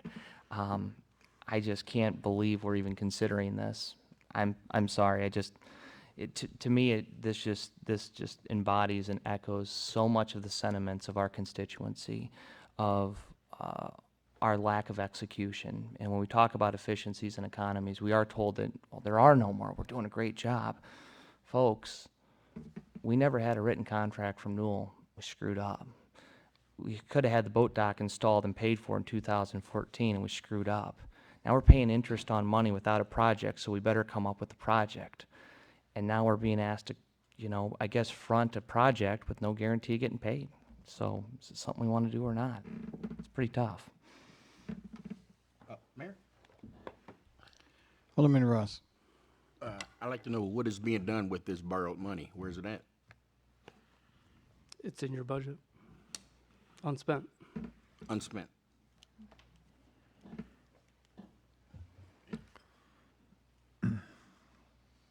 Mayor Gitz. City Engineer. I certainly echo your concerns, which is why, given the shortfalls in the Newell project, I don't want to see good borrowed money, tax money, sit in the bank for an entire year. I certainly look at an opportunity that we have many streets in disrepair. I know we didn't have the budget when we moved into the Phase B project to accommodate a lot of the street resurfacing that's needed to go with a lot of those streets that we're working on. So I think that's given the shortfall in that, I would have loved to have a new agreement back in October. We discussed it on the council floor, and it didn't happen then. Given the time frame that was there to once again construct that project, given cruise night, you got to remember, I got to build that thing between basically the end of May and cruise night. And when we talk about this stuff in July and August, it's really impossible to complete 3 months of work when you bid it on the other side of cruise night to construct it before the snow flies. So I realize that doesn't play out very well on paper. My only revisions to that is there an option to utilize that taxpayer money that you're borrowed against interest to make something, kind of make the glass half full instead of glass half empty? Mr. Mayor. Alderman Clem. Alderman Chesney and I talked somewhat about this in the past couple days. Andrew, I agree with a whole bunch of what you said. There's no essence. The part, I think the part that bothers me in this, I think the chances of us getting reimbursed from the state are like a snowball, and you know what? Maybe we will, maybe we won't, but that's the part I think that bothers me the most about it, okay? I could easily sit here as a politician and say, geez, I'm really for this whole thing because those 3 streets that he mentioned are all in my ward and they all need paving, and they came up during the water project. We knew they were bad. I know in talking to Sean and some stuff that, some things that he's working with have come in under budget. Other bids have come in halfway decent shape. But I think 2 statements that I echo or think about tonight that really makes me stop and think about it is, number one, if we don't build this boat dock now, it is never going to happen. It isn't going to happen for a long time. And the second one, Jody came in and I said, Alderman Miller came in and I said, the only thing I can't say, everybody gives you all these numbers and everything else about, oh, we're doing this and the Jane Addams Trail is doing that and there's so many people come in. I said, I just really like to see what really happens at, how many people use the trail. Her comment was, it's huge. It's a big deal to people downtown. I know a business that was recently sold that was one of the primary things that they looked at for it was the location of the business. It was right as you came in off the river. So I can really understand both sides of this. There's no ifs, ands, and buts about it. And another thing, it's easy to say, it don't make any difference how we got here, we're here. But many of the things you said are very true. There's no ifs, ands, or buts about that. Mayor Gitz. Engineer Gallagher. One thing I would like to remind the council is that I drafted in my letter, the existing light pole that's there above was paid for out of this grant. That was also used to leverage our 80-20 split with the feds for the Jane Addams Trail. So that one light pole alone got you 5 times what it's worth in the commitment from the feds on the Jane Addams Trail, because that was utilized as our match. So, that went a long way. I actually paid for this boat dock in the grand scheme of things, if you look at it that way. But I don't want anybody to think that even if there's no money approved, that we didn't get anything from the $64,000 grant, because we did get one decorative LED light pole out of it, if nothing else. Mr. Mayor. Alderman Clem. I think one other thing to consider in this that Engineer Gallagher brought up and was mentioned is the one big ticket item that makes this thing either go now or not go is simply because of the fact that the companies that bid it agreed to hold their price, and they've held their price for 2 years. You know, I'm not saying if we laid this over to the next month to get more information or blah, blah, blah, they'd say no, but I'm just saying to you that, you know, if this whole thing falls apart, you can start looking at the next 2 bids, because the low bid will never be on the table again. Any further discussion? There's a motion on the floor to accept the bid for the Bull Dock. Is there any further discussion at all? Or any Mayor. other questions? Mayor, Alderman McLanathan. thank you.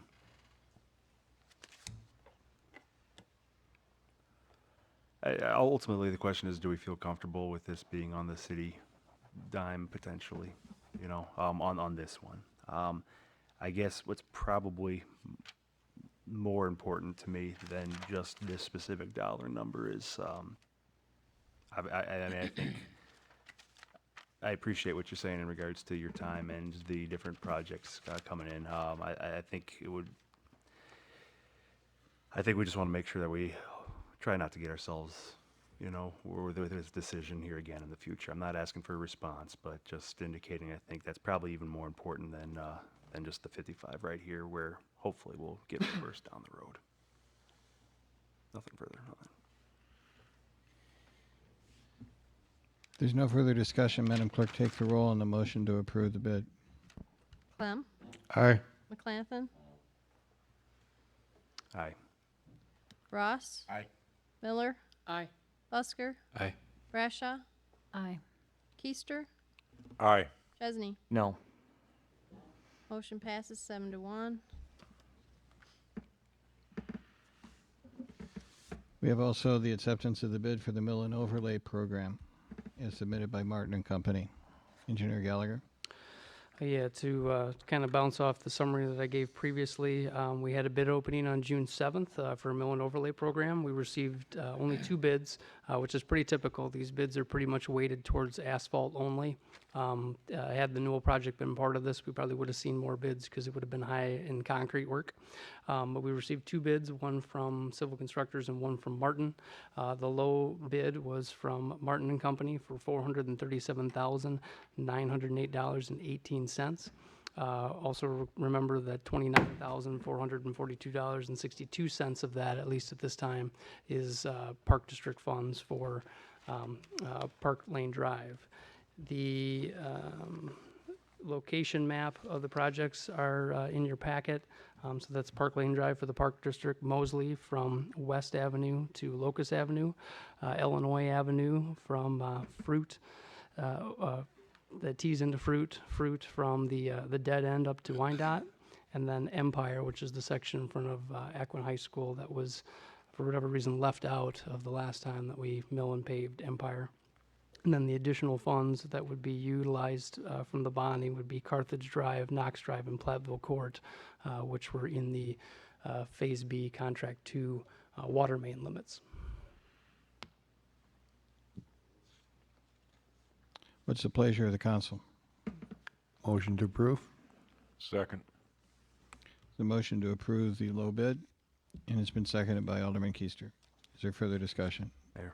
Alderman McLanathan. Only thing I want to clarify is on this, any money that we're using that was initially from the bonding will be basically reimbursed through other funding next year, correct?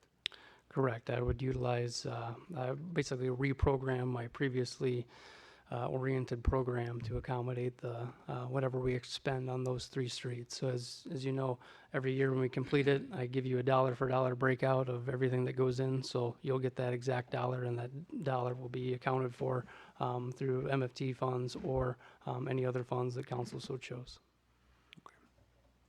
Any other discussion? Engineer Gallagher, you've been critiqued for some of the past issues going back to the boat dock. I'm curious if you can share with us some numbers as to the benefits of jointly bidding this with the Park District to both the city as well as the Park District. Do you have any engineering estimates on that? Absolutely. I think I mentioned this when we bid the crack ceiling program, but probably the greatest example of last year, we bid the ADA ramps on the Park Boulevard Trail that the Park District maintains. I believe they bid that in 2 phases. The first phase that they bid, approximately half the project, I think cost them somewhere around $90,000. The second phase they bid with us and cost them about $45,000. So, you know, I've reached out to other taxing bodies, the school district as well, and you know, people talk about their taxes and people talk about why things are so high. I think a lot of it has to do with the duplication of government or the inability of some agencies to not have expertise on staff. Everybody in this town pays the Park District and they pay us. If for 1.5 hours, I think is what I told you, it took me to add this into our program. If they can save $10,000 on, they probably saved $5,000 by bidding it with us. You know, hopefully that keeps their budget in line and doesn't allow them to have to ask the taxpayers for more. So I'm happy to do my part with this taxing body or any other taxing bodies that wants to mass bid with us. And I would encourage other departments to do the same. Is there any other questions or comments on the mill and overlay bid? Mayor, Alderman McClanathan. point well taken. You know, where criticism happens, also credit is due, and this has been an area that you've been very proactive on. Thank you. If there is no other discussion, Madam Clerk, take the roll on the motion to approve the bid for mill and overlay. Clem, Aye. McClanathan, Aye. Ross, Aye. Miller, Aye. Busker, Aye. Brashaw, Aye. Keister, Aye. Chesney. Aye. Passes 8-0. Then we come to 314 West Stevenson Street and the budget plan amendment in progress report. Engineer Gallagher. All right, I do have Mr. Scott Winter with us as well this evening. I'll give a quick summary and then I have my expert here to bail me out when I don't have something correct. But Scott prepared a nice summary. So basically, what we've done over the last 2 months since we first brought to you their engineering agreement. So in that agreement was execute them to do design and go out for bids for the items that they would subcontract outside of their design build proposal. So they did put those together. We've been working on that. And so in the work summary, since 3/30/16, the plans were completed and submitted out to bid. So minor changes to the layout. Typically, Scott and I would meet to discuss changes that would be cost effective for the overall progress of the project. So can we move something here to save money? Was typically most of those discussions. We completed the structural assessment on the building, so they did bring McClure Engineering in to verify a few things, and most were favorable. And we also got approval from the Historic Preservation Office, which was in the council packet the prior week. So now, at this point, we are at the stage to move forward with full-blown construction. So we did have a bid opening for all the subcontracted work. Scott prepared an itemized layout of that along with the contractors that received those low bids. So those were actually favorable and pretty much in line with what we had estimated before. So we had some high, we had some low, and equaled out to, I think, a net savings of a few $1,000s to apply back into the budget. So what does that mean for you this evening? What that means is we provided you with the detailed cost breakdown as we had before. And for the most part, that has stayed status quo. So our base budget is still $2.15 million. That was estimated, and unfortunately, when we talked contingency, our original budget was $2 million and $150,000 contingency. Given the fact that we took this project, I think my original estimate was $3.2 million. We've brought it back to your budget plus contingency.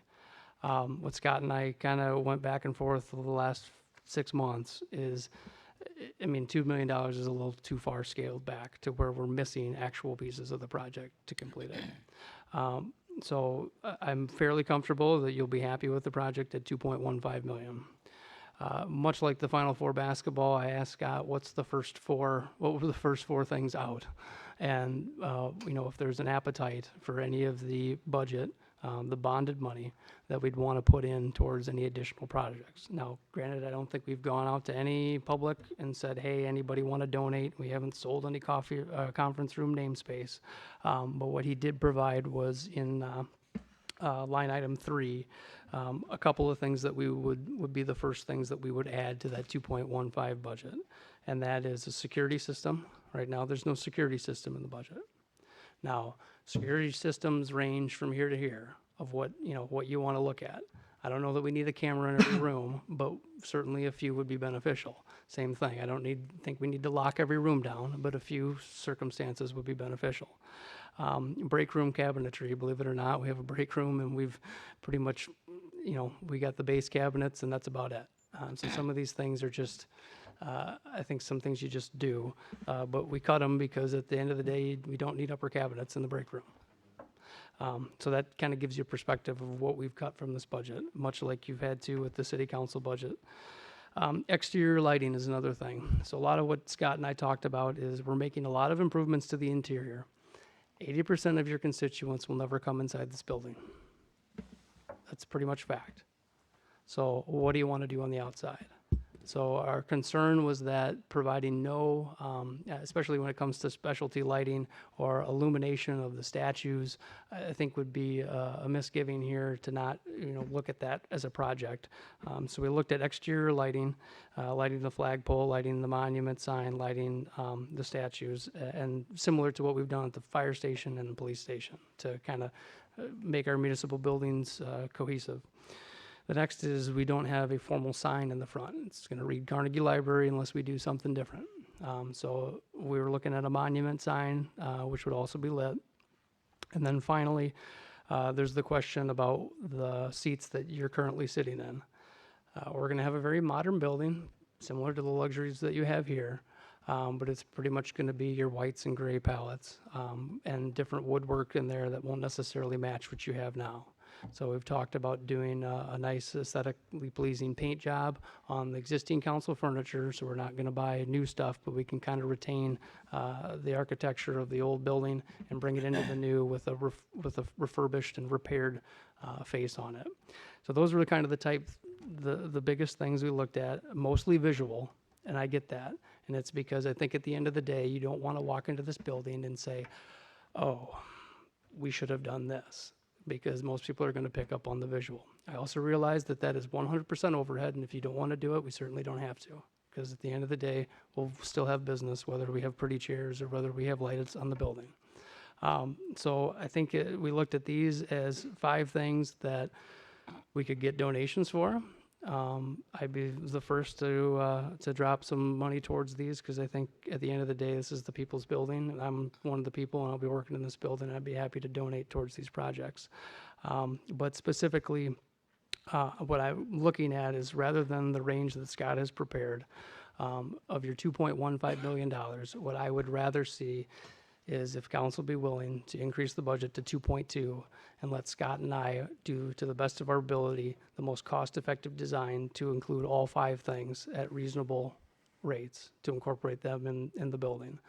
We have you can do a lot of things with lighting, you can do a lot of things with, fabrication and things like that, but I'd rather just you be comfortable with a number and we'll make it work. If that number's 0, I'll make that number work too.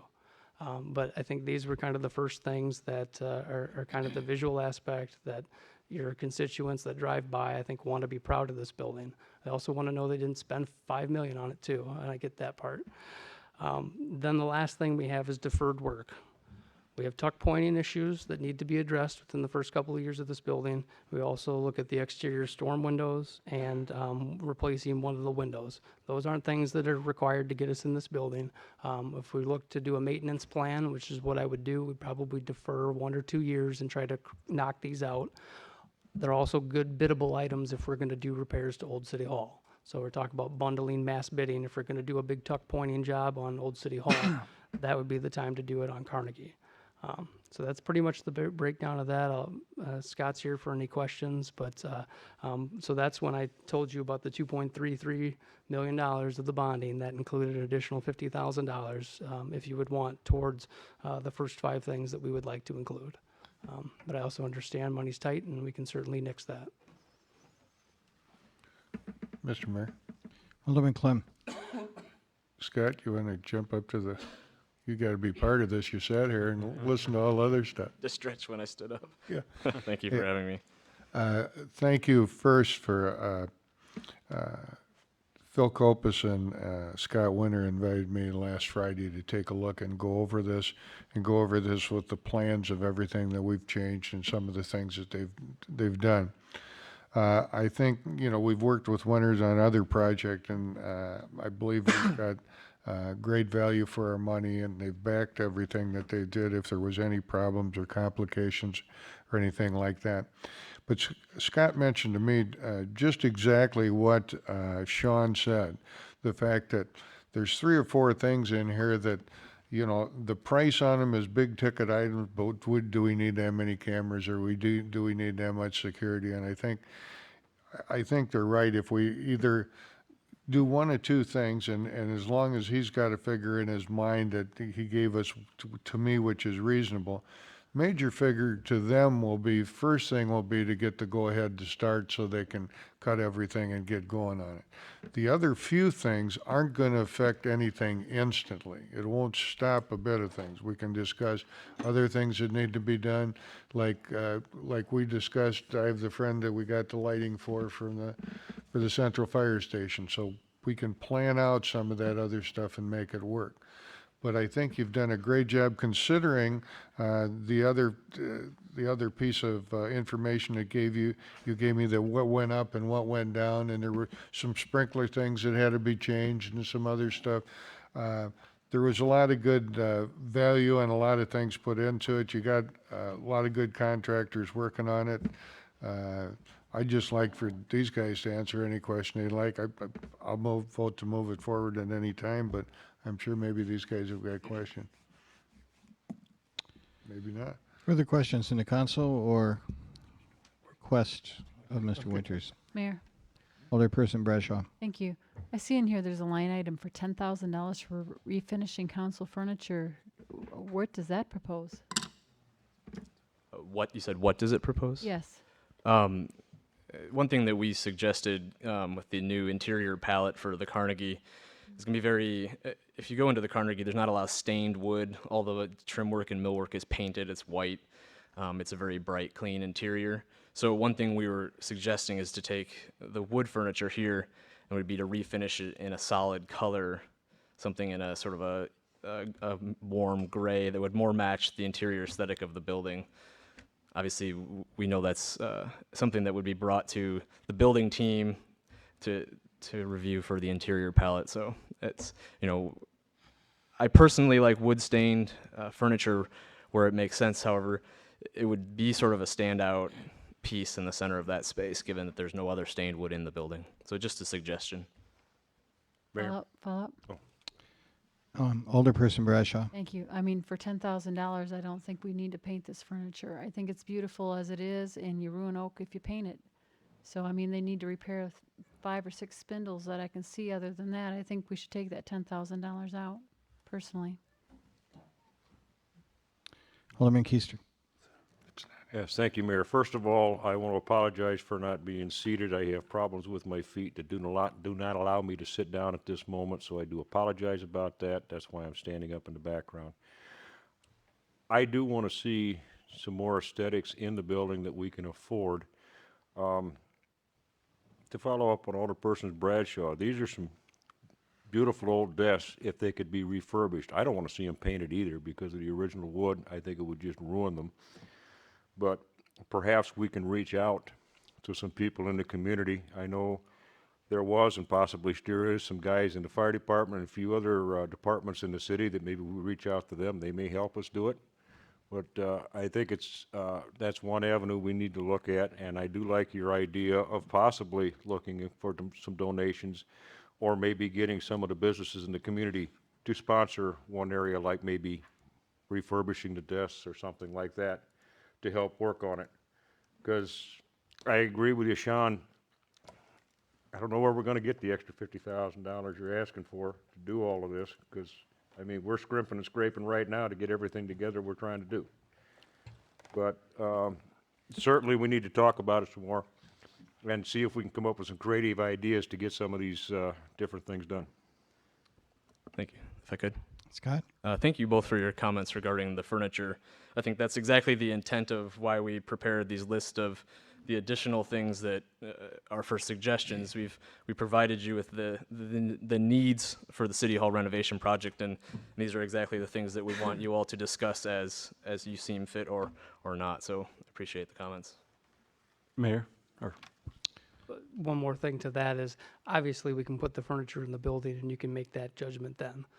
That typically is, maybe the better time to do that, but just give it consideration. Mayor? Alderman McLanathan. Thank you. I'll admit I'm the last person to be giving advice on furniture, so you won't hear any critique one way or the other. What I did want to talk about was a little bit about the numbers. Engineer Gallagher, you had indicated we'd still have about 2.33 million left on the bonding once we've accounted for the boat dock and the mill and overlay. That was the correct number? With 50,000 addition on this, you would be left with $120,000 of your bond money, still unaccounted for, waiting for the Newell project or Old City Hall. Thank you. That's kind of what I was getting at. You've got the 50,000. I'm looking at items 3 and 4 on your list where you had 3A, B, C, D, and E. And then you've got the deferred work on 4. Are you looking for any guidance in regards to the deferred work at this time, or you're just saying keep your eye on that over the next couple of years?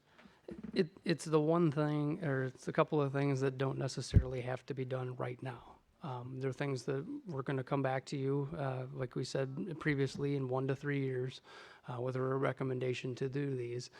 Just as I'm going to build a maintenance plan, we're not going to build a $2.2 or $2.1 million renovation without an ongoing maintenance plan, because I don't believe in getting where we ended up. So we're going to, before every budget, I anticipate probably in January, we're going to submit to you recommendations, and hopefully we spread that to other buildings, so that way nobody's caught off guard anymore about, a City Hall issue. So that's how I envision we're going to start to build that formula with those items starting as number 1. Mayor? Alderman McLanathan.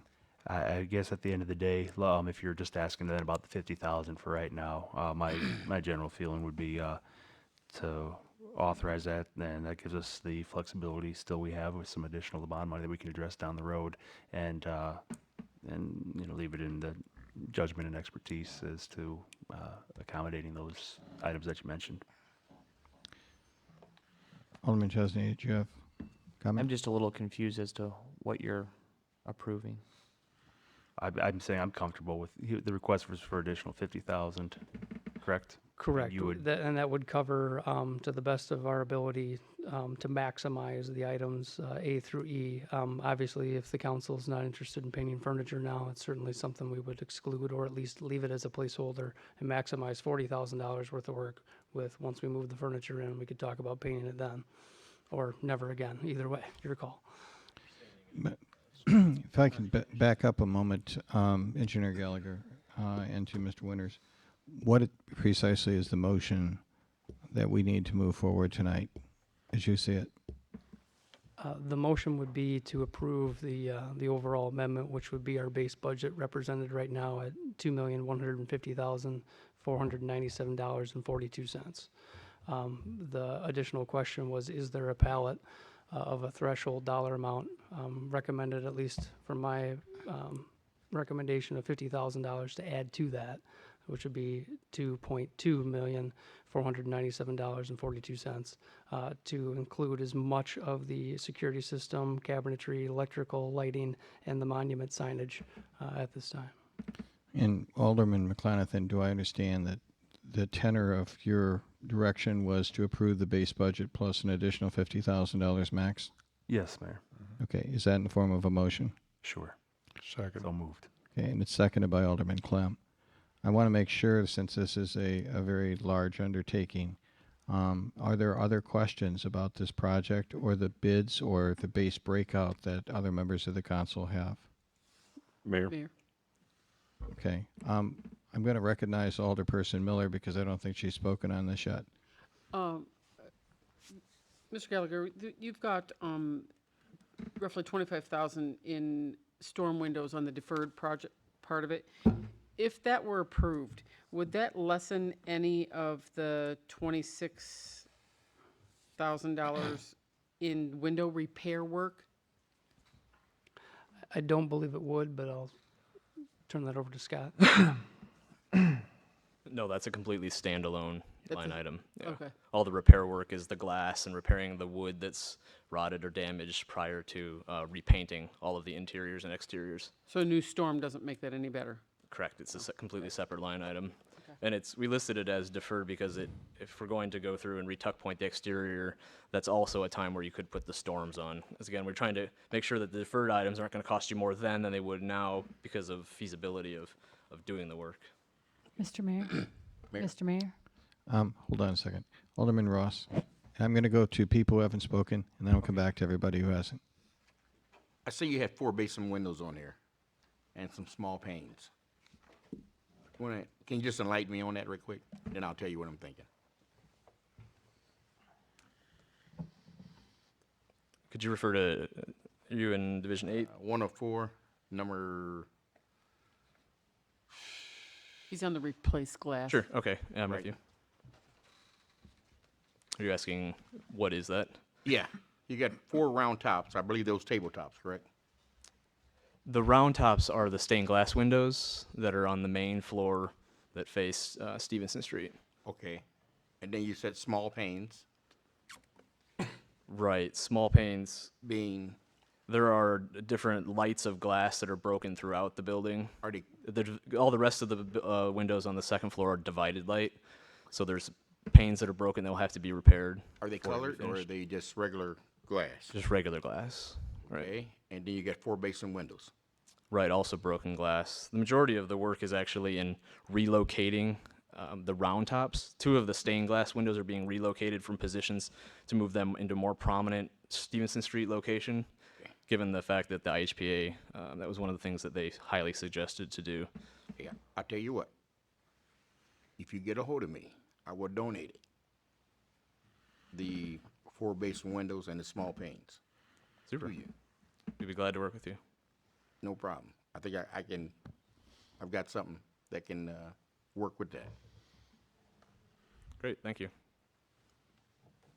You're welcome. Okay, I think we had some other older persons who wanted to be heard. Mayor.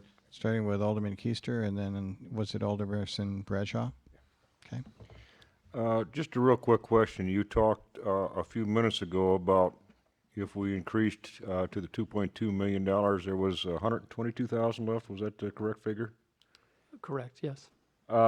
Is that the money that's supposed to be left over to do something about the old city hall? Because we've got to keep in mind, that's still waiting for us to decide what we're going to do with it too. Is that was the money that's supposed to be left for that? Correct, yes. It was originally $75,000 with another 75,000 contingencies. So you'd basically be taking the 50 of that 75 contingency and putting it into this project. Follow up, Mayor. Alderman Keister. I think we've got to be careful here because unlike the money we're spending on the other projects, we're not going to get this back. And the old city hall is still sitting down there and it's not getting any better. We keep starting taking some money out of that. What are we going to do when we've got to make repairs? So we've got to keep that in mind because I think that's very important because we're going to have to make a decision on that pretty soon as to what we're going to do. Alderperson Bradshaw. Thank you, Mayor. Alderman Miller had a real good point as far as the windows go, as far as trying to save money. I have a point on that. I'm sure Mr. Winter will back me on this. When they go to all the trouble of replacing, repairing these windows and reglazing them, and painting them, it's extremely labor consumptive. It's very costly to do all those processes. And then to not put a storm window over them, that paint and the glazing disintegrates in a matter of a few years. So by not putting those storm windows on immediately after doing this work, that work will have to be redone in just a matter of a couple of years. I'm a little concerned about that. And also, I'm sure you all realize if you do put the storm windows on immediately, there is a huge savings in energy savings with heat and air conditioning. I'm not sure how that all pan out, and it's very difficult to estimate those energy efficiencies, but I guess I'm going to ask Sean Gallagher and/or Mr. Winters to remark on what I just said.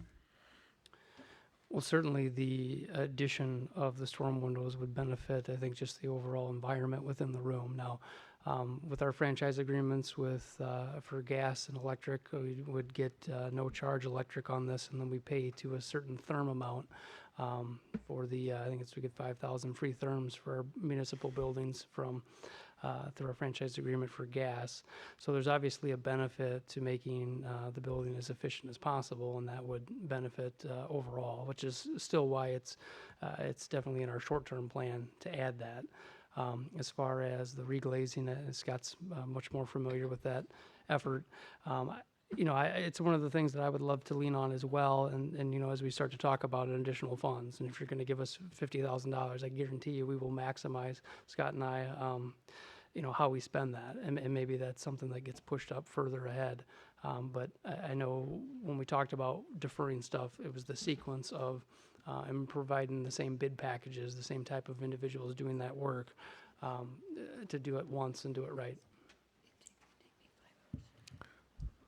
Thank you, Alderperson Brashaw. I do completely agree with your entire statement.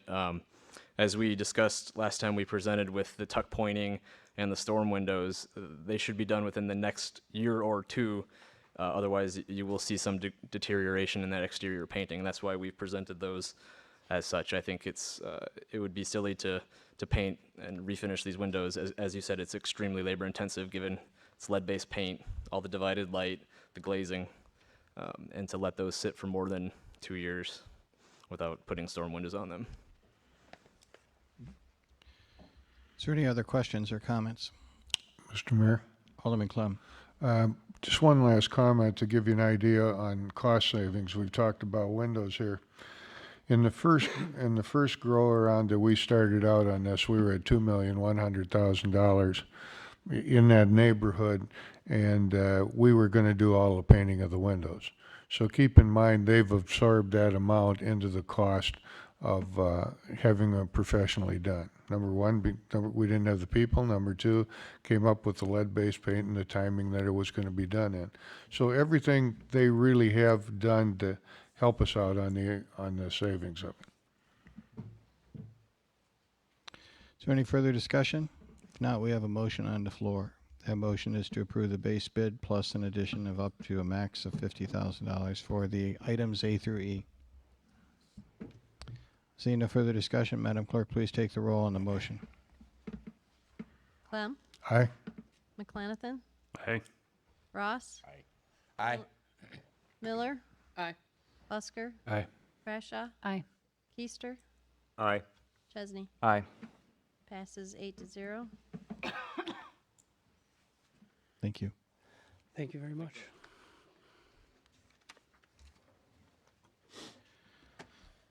We now come to the next item under bids is police and fire.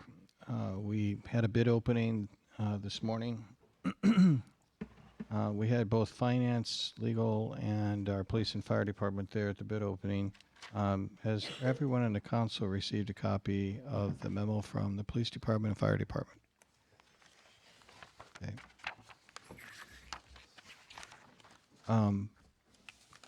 Since this effort was led by the police chief and fire chief, I'm going to turn the base bid. This is bid in the alternative. What this was is the fire department has a roof that needs to be replaced. That was included in the fire improvement plan. The police department has had repairs, but believes that because of the age of the roof, that they would benefit from a new roof. We have bid this in the specifications with input from the city engineer. Today they had the bid opening, and this is the results of that. So with the discretion of the chair, I'm going to call first upon Battalion Chief Blackburn to walk us through that bid, and then the police chief. Thank you, Mayor. As you remember, last year we stood before this body and we asked for the okay to bid a new roof on the Adams Street Fire Station. That was also a membrane roof. That roof on Adams Street and the roof on Park Boulevard were done at the same time back in '89. We let the Adams Street station go a little long, and as a result, it was leaking, damaging. We had those issues to deal with. We do not presently have any leaks at the Park Boulevard station, but as the roofs are the same age, and we're looking at 27 years out of our membrane roof, I think we did real well. We have asked to kind of speed this process along because here in Northwest Illinois, there's only 2 seasons. There's construction and there's winter. We're right in the heart of construction. The other issue we have to deal with at the Park Boulevard station is we want that roof done before school starts in the fall. In the morning, and then at 3 o'clock when the buses roll through there, the traffic is horrendous. Excuse me. And whether the roofing company trucks are sitting on the street or we move fire department vehicles into the street, it's really going to congest that area a couple times. So a time-sensitive issue on that was included in our bid specs. We received 2 bids for the roof at the fire station.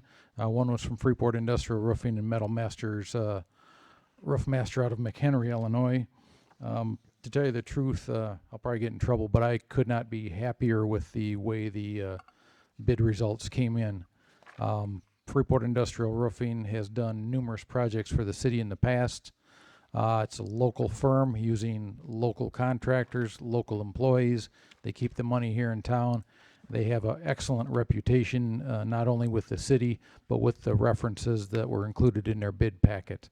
Would be my recommendation to this city council to approve their bid then with a 20-year warranty for $42,150. I think what we'll do is we'll discuss each bid separately, and maybe we can make either separate motions or a motion together. Please, Chief. Thank you, Mayor. As discussed previously, our roof is in some bad shape. In fact, the best I can tell, it was constructed around 88 or 89 as well with Fire Station 1. A membrane roof as well. We have had Freeport Industrial Roofing repair that numerous times. In fact, the last time we had that repaired is when they brought that to my attention. Because unfortunately, until it starts dripping on your desk, that's the last thing you think about is a roof. So at the bid opening today, like Battalion Chief mentioned, we had 2 bids, one from Industrial Roofing, and that bid included an upgrade to a 20-year warranty at $49,750. We had one other bid from Metal Master Roof Master, and that a bid was far exceeding Freeport Industrial Roofing. In fact, I would recommend we also use Freeport Industrial Roofing, accept their bid with the 20-year extended warranty. Okay, first discussion on the fire department bid. Is there any questions or comments from the council? Mayor? Alderperson Brashaw and then Alderman Ross. Thank you. Chief, I just wanted to ask about the upgrade to the 20-year warranty. What is the standard warranty that they provide for you otherwise? The standard warranty was 15 years, and that is actually from the company that provides the roofing material, which is Durolast. In addition, on that warranty, Durolast will not honor the warranty until they send a factory rep out to inspect the job that Industrial Roofing has done. And when they sign off on it, then is when the warranty becomes active. Follow-up? Alderperson Brashaw. Thank you. If I might continue on a question on that. A lot of roofing companies will only do a warranty on, how do I say this, material only and not labor. Does this warranty specify that they will do material and labor, and will they depreciate it as such also? Because sometimes when you pay for these warranties of a few $1,000s and you find out that there really isn't any cost savings if they're going to depreciate it down to just a few years left of the remaining roof, and if it's materials only, it may not be worth that replacement. I cannot give you an exact answer on whether it's material and labor depreciated, anything like that. I did inquire a little further on what the additional warranty actually gets us other than a bigger hole in our pocket. It's not an insurance policy, if you will, like an extended warranty on your car. It's actually a heavier grade of the membrane roofing is what we're getting for the additional money on that. Thank you. Alderman Ross. Yeah, well, this is just one question that goes to the fire chief and the chief of police. Is that a complete tear-off and then start from scratch? It'll be a removal of all the existing membrane and the metal edging. They're going to have to do some tear off at the very bottom of the roof at the fire station. Because of the way that building was built, it's got to have custom metal gutters made up, and they have to be applied as the roofing is put on at the same time. So there is a little bit in there of some insulation replacement and things like that. From their review, though, they did not see any wood, any damage like that was going to have to be replaced on the fire department. But they will be removing the old existing Yes, that is correct. material Yes. down to the, down to the bare bone? Yes. Well, I mean, you know. Down to the insulation layer, yes. Right. Yep. Further questions? Mayor? Alderman Keister. Couple things. First of all, Battalion Chief Blackburn, I do remember when they put the roof on Station 1. That's been a long time ago. My main question is looking at these bids and picturing it in my mind. Correct me if I'm wrong, but I think the square footage of the roof of the fire station is more than what is on the police department. But we're looking at a fairly substantial increased difference between the fire department and the police department. Can you elaborate on that? Actually, according to industrial roofing, the roofs are substantially similar in square footage. That's why they gave the same price to both buildings for that extended warranty. My understanding on the police department is they're going to put a whole new insulation layer, and that insulation board is fairly expensive. Okay. Follow up, Mayor? Alderman Keister. Make a motion, we approve both bids as requested for the Freeport Industrial Roofing. Is there a second? Seconded. It is moved by Alderman Keister, seconded by Alderman Ross to accept the low bid from Freeport Industrial Roofing for both the police station and fire station.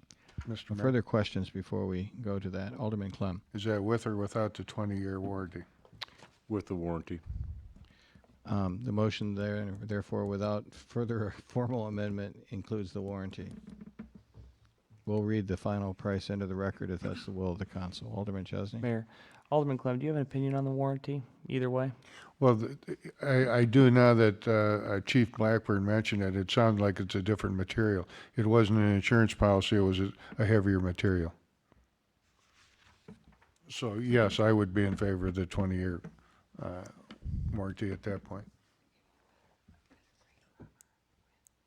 And it's, Battalion Chief Blackburn, is it fair to say that the membrane roofs are a lot like shingles? You can buy cheap shingles, or you can buy the more expensive shingles that have a longer life expectancy? That's exactly correct, Mayor.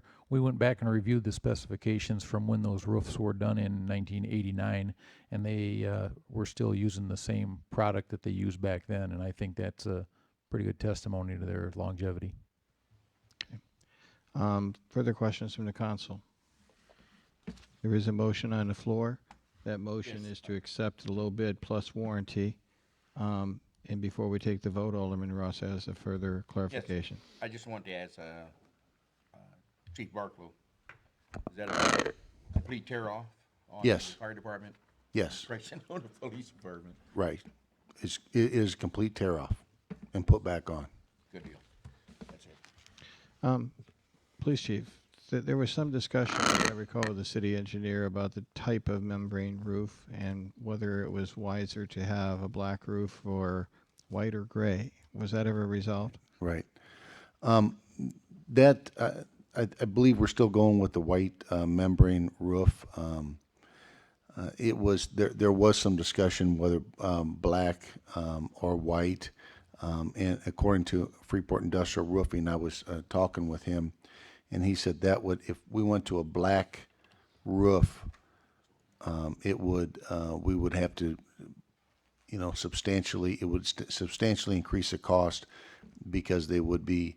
It's just not a different color membrane. It's some other ways that they fasten that membrane onto it. And I'm sure that's not technical terms, but That's the gist of it. Any other questions or comments? We have a motion on the floor. Everybody understand the motion? Madam Clerk, please take the roll. Clem. Aye. McClanson. Aye. Ross. Aye. Miller. Aye. Busker. Aye. Brashaw. Aye. Keister. Aye. Chesney. Aye. That passes 8-0. Other reports of the departments. I think we started with the city engineer. Sean, any update on water?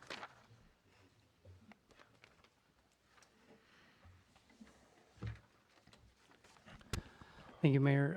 As Alderman Chesney asked, I think at the last council meeting, if we were going to get some grass to grow out on Harlem Avenue and some of the other ones.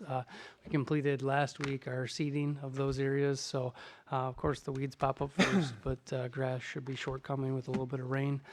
So basically, contract one, for all intents and purposes, other than a few punch list items, is done. So we've completed one of 4 major steps, and the Harlem Avenue project is done as well as far as the road improvements. We've pretty much started up on Park Crest Drive on contract 2, moving forward. So we're making our way up to Haven Court with that water main improvement. So that continues to do well. We'll jump back and you'll start seeing water services go in on Park Crest Drive shortly. Same thing on Empire on contract 3, which is Empire Street. We're making our way down the road. That's actually very appreciative to the drivers. People seem to be handling our jogging the roadway around the construction pretty responsibly. So we appreciate that. I apologize for the dust. When you put that much aggregate down, it becomes pretty dusty, but we sweep every night before we let the contractor leave. So, just keep looking out for us and drive slow and cautious through that area. I did notice that the speed wagon was on Empire today as well, so it's much appreciated. We'll be finalizing seeding restoration on Monroe Drive, Monroe Court, and Jefferson Drive. Complete that area of the project with paving following here probably next week. But most importantly, tomorrow we'll get new curb and gutter on the water improvement side of Empire Court. So that'll be the biggest thing, and then expect water services on Carriage Hill to begin later this week. So the project moving along on a very good pace at this point. So we haven't had too many hiccups, just a couple things here or there, but overall it's gone very well. I did want to make one other announcement that our microsurfacing program will begin next week. So I'll be working with the contractor to get them lined up. And the crack sealing program was done 2 weeks ago. So moving through one project at a time, crossing them off. We got a lot of them to get through this year. Any other questions in the council? Mayor. Alderman Engineer Chesney. Gallagher, thank you, sir. While I didn't get all the spending reductions I was hoping for, perhaps I might be a little better at helping collect some money. So I understand that the county owes us some money, interest-free. While I appreciate that we are very kind and we like to afford people interest-free loans, we're obviously, as Alderman Keister says, a lot of times a bare-bone budget. So any idea when we can get the county to stroke us a check for $55,000?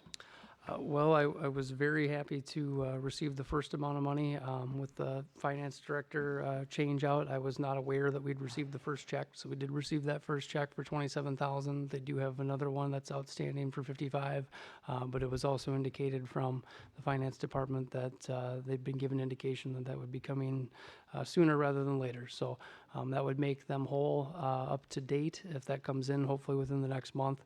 And then I'll be sending out invoices for the rest of the construction, so they can look forward to receiving another one promptly. So, but that cash flows the project design for the Peck Path, which I'll be bringing to you in July. So that'll be, as I stated before, we're going to have to front that money because IDOT wants the money to go into projects, and then if we get reimbursed, we get reimbursed. But so far, we've been able to kind of recycle that original $200,000 that council committed to the Jane Addams into this project to not ask for any more than the $50,000 last year and the $50,000 this year.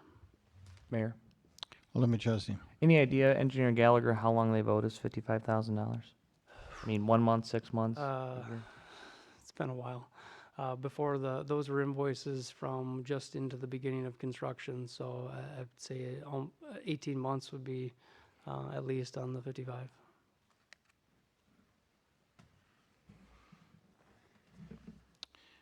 Anything else from the council?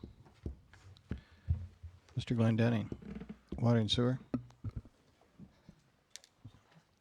First, I will address the water quality report as requested, previously known as the Consumer Confidence Report. This program started just short of 20 years ago, where it was federally mandated that all public water supplies present to the community the water testing that we do on an annual basis and other time frequencies. We spend close to several tens of thousands of dollars a year testing for parameters, everything from radioactivity in the water to inorganic compounds to we can go on disinfection byproducts, volatile organic compounds, and more importantly, the very daunting part of the report is unregulated compounds that haven't even been seen yet. So it's a very difficult report to consume, but as required, we do get it out to the public every year prior to July. If you look on the website, you'll probably see, I believe, maybe like the last 5 years or so of sampling results, but know that going all the way back 20 years, or just short of 20 years, I believe 1999 was the first time we were probably required to put it out. All of that data is on the Safe Drinking Water site for Illinois EPA. So the report basically gives just general information of the whole thing, of all this testing. And not only do we post it on the website, but we also put it on the Freeport Daily Shopper that gets sent out to everybody. It is posted here at City Hall. It's posted in the Water Department. It's posted at the library. And anybody coming in can request a copy of that at any time also to be mailed to them. So I'll stop with that one. Is there any more questions about the water quality report first? Any other questions from the council? Part 2 of water quality. It seems to be being constantly asked every month in water quality as far as lead and copper. Well, as of July now, part of our testing procedure, we'll be doing our lead and copper sampling here in July. Back 18 years ago, we started with over 60 sites in the city of Freeport with known lead in the area.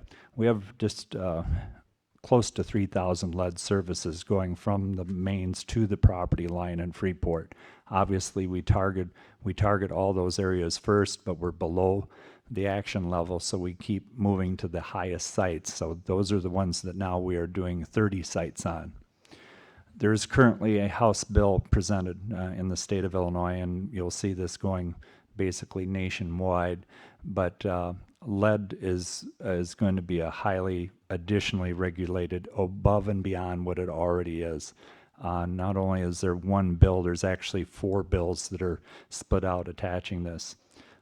It will require us to facilitate private water supplies such as schools, daycares, and I've classified churches that have schools or Sunday schools or things where water is possibly set. We're going to get out ahead of this curve. I'm not going to wait till 2018 to start this process. I know the bill's going to pass. Nobody's going to say no to this. It's impossible to say no to this. It needs to be done. I think it will provide a great informational resource, and we're at a prime time. We have about 108 locations that will probably be doing additional testing as time and money there. It may take upwards of a year to complete all the testing, but my goal here through the summer is while the schools are down and non-active, it will be the perfect time for us to get in and get some of these baselines in the elementary schools. That's our first target. But we've already created a database of all these sites, and we'll be proceeding forward as if the 2018 bill was already here, and I think it'll be a good thing for the community. I can tell you that when that bill passes, we will have to be getting aggressive on the remaining lead services that, here again, are not causing a problem because we're not a surface water supply, but it will be mandated that they all get removed over a period of time. That's $4 million worth of service replacement here in the city of Freeport. So just keep that sticker in the back of your head when I'm asking for a rate increase here pretty soon. Last thing on water quality is flushing of hydrants started today. It'll go all through this week and probably well into next week. We try to do this twice a year. It's rough to get to. We got 138 miles of flushing to do, and with the old rusty lines and everything, it's a hard thing to keep up with. So be watchful for our crews out there flushing. We have everybody that's on call and everything. They're ready for the rusty water calls and additional flushing if the community requests. And I guess that's probably enough for me. Questions in the council? Mr. Mayor? Alderman Clem. First of all, Director Glendening, I'd like to thank you for, you guys for about, I'd say a week and a half, 2 weeks ago, we had a sewer problem out in our area, and you guys were out there instantly to do it. And I have to tell you, somebody called me and asked me, who should I call? And, you know, I knew you and I knew Sean to call right away, but it was kind of like, that's the first time in all the time I've been an alderman that came up. But it was a serious thing because it affected houses in 3-4 blocks, and it was nothing more than from people putting grease down sinks and pouring it down every place, and it ends up someplace. Second thing, Director Glenning, somebody told me, a little bird told me along the line here that you received an award from somebody. Is that true? Do we have to go here? How we do, yes, because you deserve it. All right. In April, while I was in Springfield, the Illinois Environmental Protection Agency and the Illinois Association Water Pollution Control bestowed the award of, giving me the award of being the top operations manager in wastewater in the state of Illinois.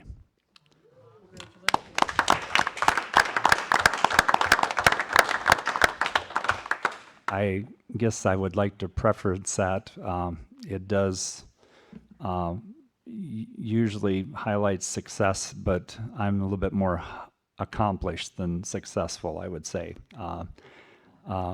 It's hard. I feel far from successful here in Freeport, but there were several regions nominated for the award, people that are been in the industry, and I was honored to be interviewed and scored by a veteran of EPA that was in the agency for 35 years. And he was very aware of what I'm trying to do here and what I've done with other communities and what I've helped in across the state and all the associations. So it's a nice award. I just don't like really drawing attention to myself. So Congratulations, you deserve it. Thank you. Anything else from Water and Sewer? If not, Police Chief. Thank you.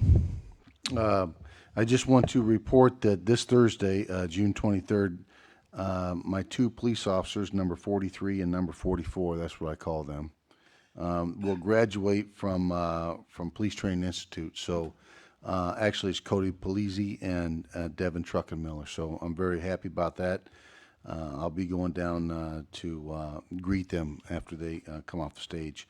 Also, I want to report June 29th, everybody write it on their calendars. This is the next Conversations Over Pizza, June 29th, Wednesday, 5 o'clock. It's at Hosmer, a new location. Hosmer, 601 North Walnut. That should be a good one. Thank you. Any questions in the council? Mayor, Alderman McClanathan. without getting into too many details, just want to say congratulations to your department on the hard work and that. Oh, thank you. That's been getting some results. So. Yeah, thank you. That was it was nice. The 24 pounds of cannabis that was seized. Has that hit the paper? It's on the paper. Oh, that's good. Yes. Yes. It was on the Rockford News tonight too. Yeah, there you go. They're all innocent until proven guilty. That's right. Well, the nice thing is that all originated by an observant officer noting that somebody was on their cell phone. That's right. It's That's prohibited by law. That's So they followed up on it, and then like the rest, as they say, is history. The harder you work, the luckier you get, and that's one of our strategies is looking beyond the stop. We may stop somebody for a minor infraction, but it's not just about the minor infraction. It's, you know, what's the totality of everything that's going on here. So that's one of our strategies to combat the gun violence and the drug situation we have here in town. So they did a nice job. There's more to come. Fire Chief, actually Fire Battalion Chief. Anything further from your department? No, Mayor, nothing from the fire department. Okay. Mayor? Yes. Alderman Keister. Yeah, Battalion Chief Blackburn, I was just wondering, do you feel in the recent past few weeks the call volume has gone up? Because I've been listening to my scanner and listening to sirens out there, and it seems like every time I turn around, the guys are going somewhere. So do you feel that the call volume is going up, or it just seemed like it to me? No, I think you're dead on. The last couple days here, those ambulances basically have not shut off. I mean, I don't know what, there's no particular trend that we can put our finger on, but I don't know if it's the hot weather kicking in now or what, but they have been running wild. I'll follow up, Mayor. Alderman Keister. I just want to say, to me, it seemed like about the past week that it just seems like the sirens never stop.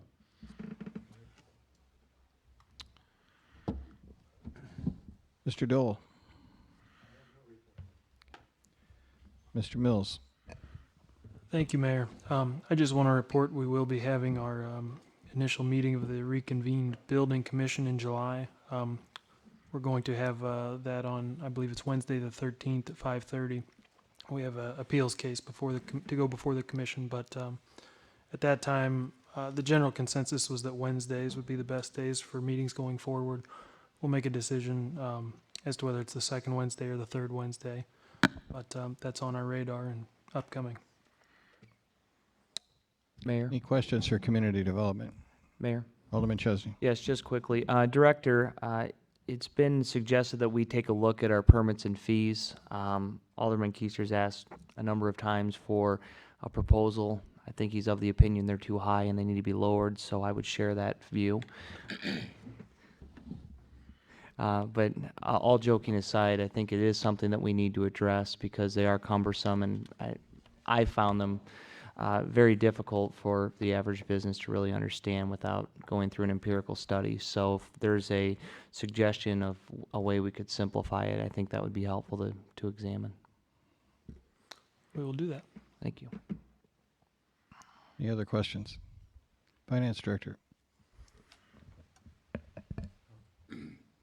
No report,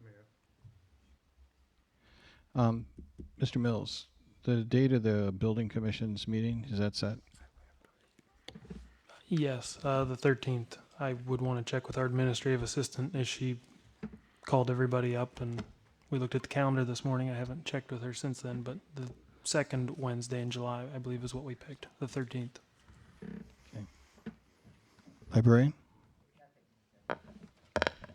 It's very late, so my comments will be exceedingly brief. One, we have a mediation date on the fire department this week. We should know by the end of the week where we stand on that and next steps. We have special counsel that is handling the mediation and arbitration. He's done previous arbitrations at the state level. So I will be giving the council a report on that. Second, I will be communicating with the council about a couple of buildings downtown, one of which we have some really key decisions. So I have some numbers, and I'll be sharing them with you for feedback. It is fair to say that we're being pushed by other businesses to act very quickly. The third and last item is we had a discussion earlier this evening about one that was, I believe, if memory serves me correct, over $1 million. So we were completing the Jane Adams Trail. We were straightening out the curve, finally, with IDOT's acquiescence. We were also putting in new infrastructure below, and we were also putting in a new street in sections of it. Now, at the same time, we had a grant that we had just received notice, the infamous boat dock grant, which is a $50,000 grant. So the city engineer was not in a position to take both of those at the time. I think it's fair to say that if we had known that the state was going to suddenly change its mind on grants, we might have outsourced that. But Sean's view of this has always been save a buck every way you can. Now, much the same thing happened on the Newell parking lot. We couldn't go to bid right away because we had events that were affected by it. There was also considerations of how do we bid for the maximum value. The view was that if we bid it at that time and did it at that time, we would pay more than if we bid it together this year. So the point here is that we have one engineer and we have a very thin staff. I think that they try to make very good judgments about how they spend their time, and there is a limit to how much we can do with the staff that we have. So it is very easy to have 20/20 hindsight. It is harder to see it ahead and make judgments. That said, I'm not saying that we're not always open to way to improve things and conditions. I just want to point out for the record that I think there were some very good reasons for the choices that were made, and I will stand behind those choices that were made because I think that the staff who made those decisions, not me, put a lot of thought into it. I think they did it right. I think they had the right priorities. So I want some balance to be in this dialogue about how we spend our time and effort. That's all I have to say. If there's no questions, we'll go on to council announcements. Starting with you, Alderman Clem. Only one thing I have, and I didn't get a chance to ask Chief Barklaw on this beforehand. I know at the meeting the other night when we were at Alderman Ross's Neighborhood Watch, which I'm glad to see you made the paper in, and I'm glad to see some people there, Alderman Ross. We'll move forward.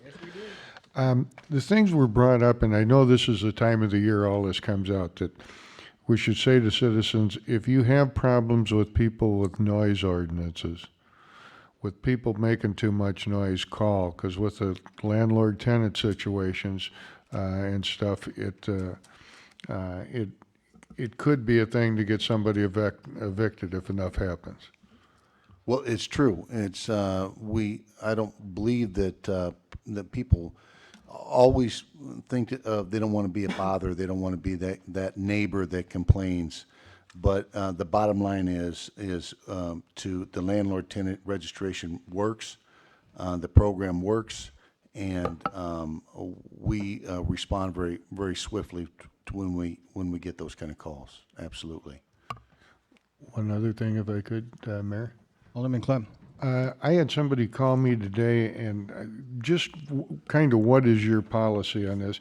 This person to me said to me, and he is an example, very good one. What happened to him today was he was on South Street heading west, and he was in the left-hand turn to go down on West Street. And while he was on the left-hand in the inside turn, the woman next to him, who happened to be on a cell phone, kind of went straight over and took his lane in that curve and forced him up over to McDonald's. What's our policy on cell phones? I know it's against the law, but how much do we chase it? Oh, we absolutely. Well, just Father's Day was that was the stop, was a cell phone stop. We absolutely. Though distracted driving is very, very dangerous.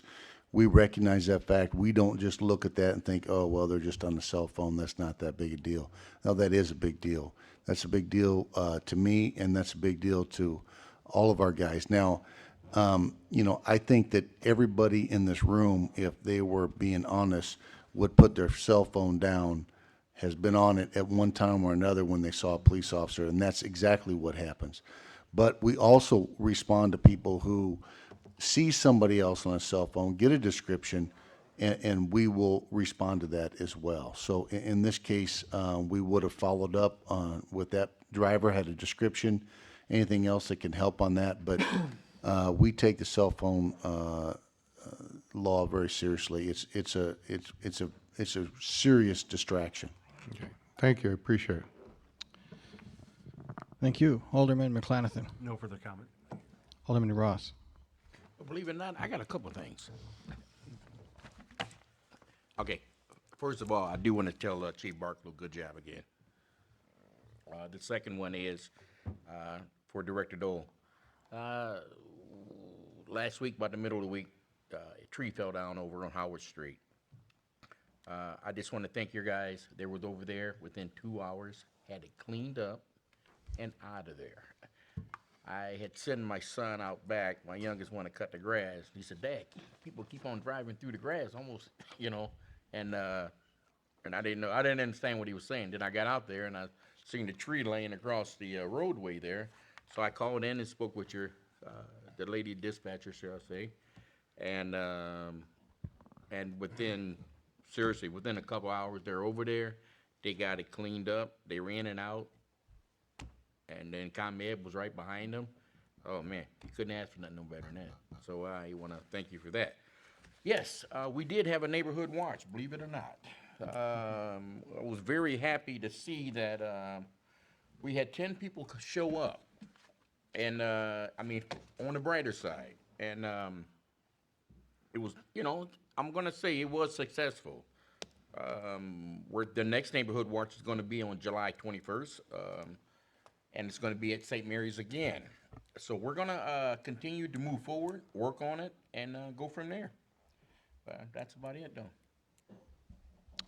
Thank you. Alderperson Miller. Yeah, just one thing. I just wanted to acknowledge that today is Pastor Dixie's birthday. And I just want to say happy birthday, Dixie, and thank you for spending your birthday with us, praying for us. I think you should sing to her. You should sing. Yeah. Okay. Agree. No. Well, Pastor, if we'd known, we'd have brought you a cupcake too.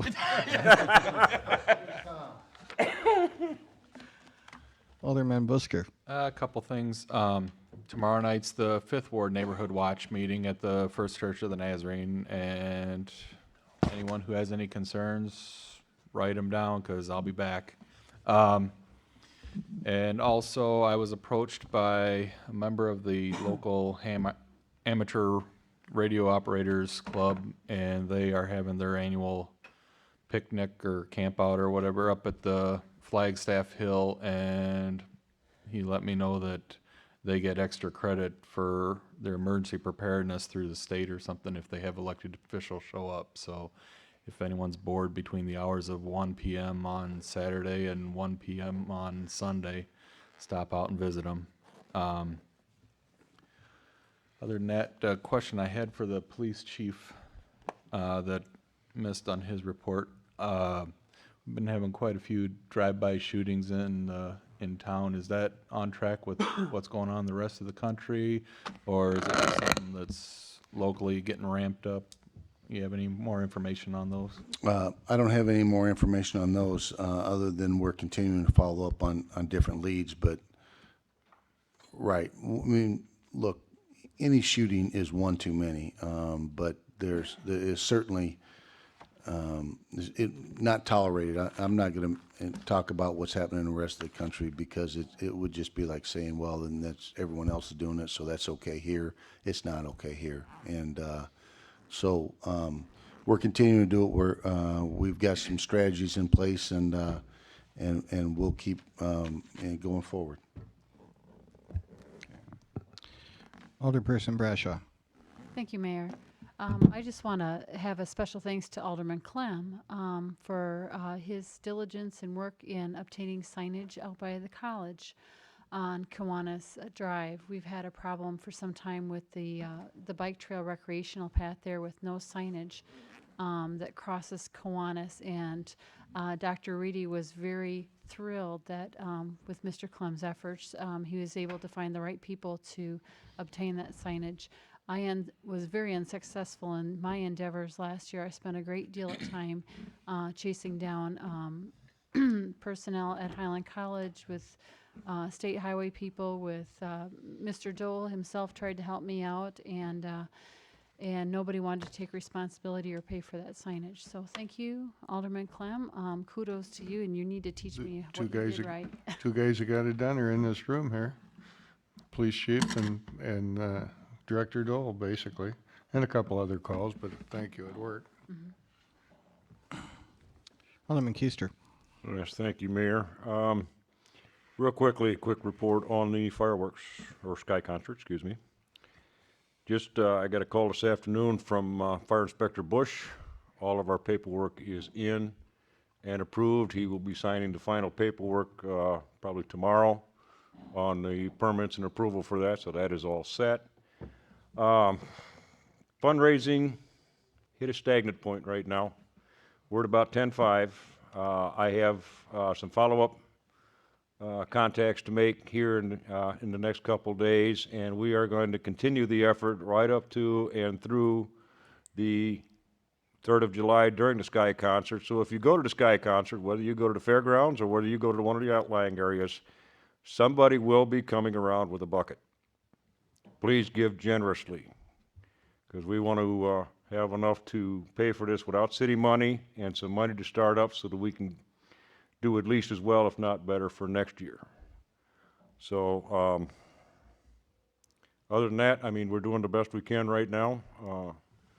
I think there's going to be a lot more coming in here real soon.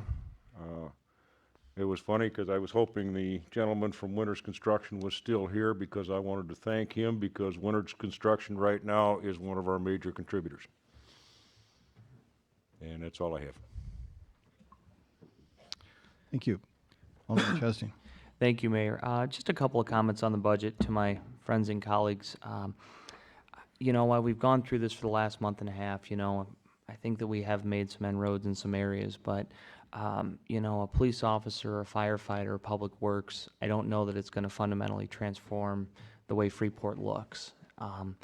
I think Freeport has endless potential, but the metrics are not pointing in that direction. You know, there's incredible wage stagnation,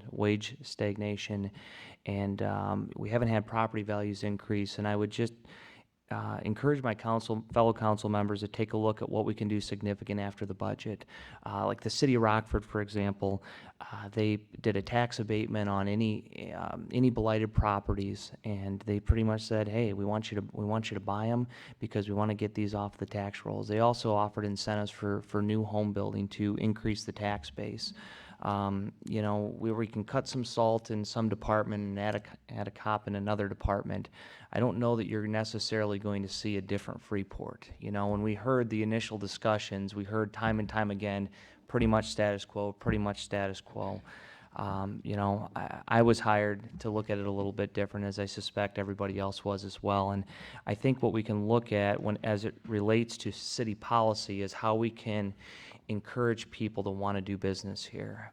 We should be the most business-friendly city in the area, and I would probably say that that's not been the case. Now, historically, you know, Director Mills has done a very good job with the demolitions, but what have we done to put those back on the tax rolls? You know, it's just the first phase. I just received a kind of a plat of what the city looked like and all the city-owned properties, which I'll be forwarding to you this week, and it's pretty alarming on how much stuff we own. Now, some things we can't change, other things we can improve. So I think as we're looking for constant improvement, I would just say, you know, what are we going to do to increase and expand the tax base? How are we going to bring more people in here? And I would welcome any feedback as it relates to that. I'm not seeing it in the budget. I haven't seen any tax relief. I think we've patted ourselves on the backs that we haven't raised taxes. But you know, my preference would be that we can do a little bit more for the people that are here if it's possible. So that's all I have. Thank you. Thank you. The last item is public comments. Mayor, I have something to read into the record. Okay. Why don't we hear from the person who wants to speak, and then we'll read that into the record, and then we'll be finished.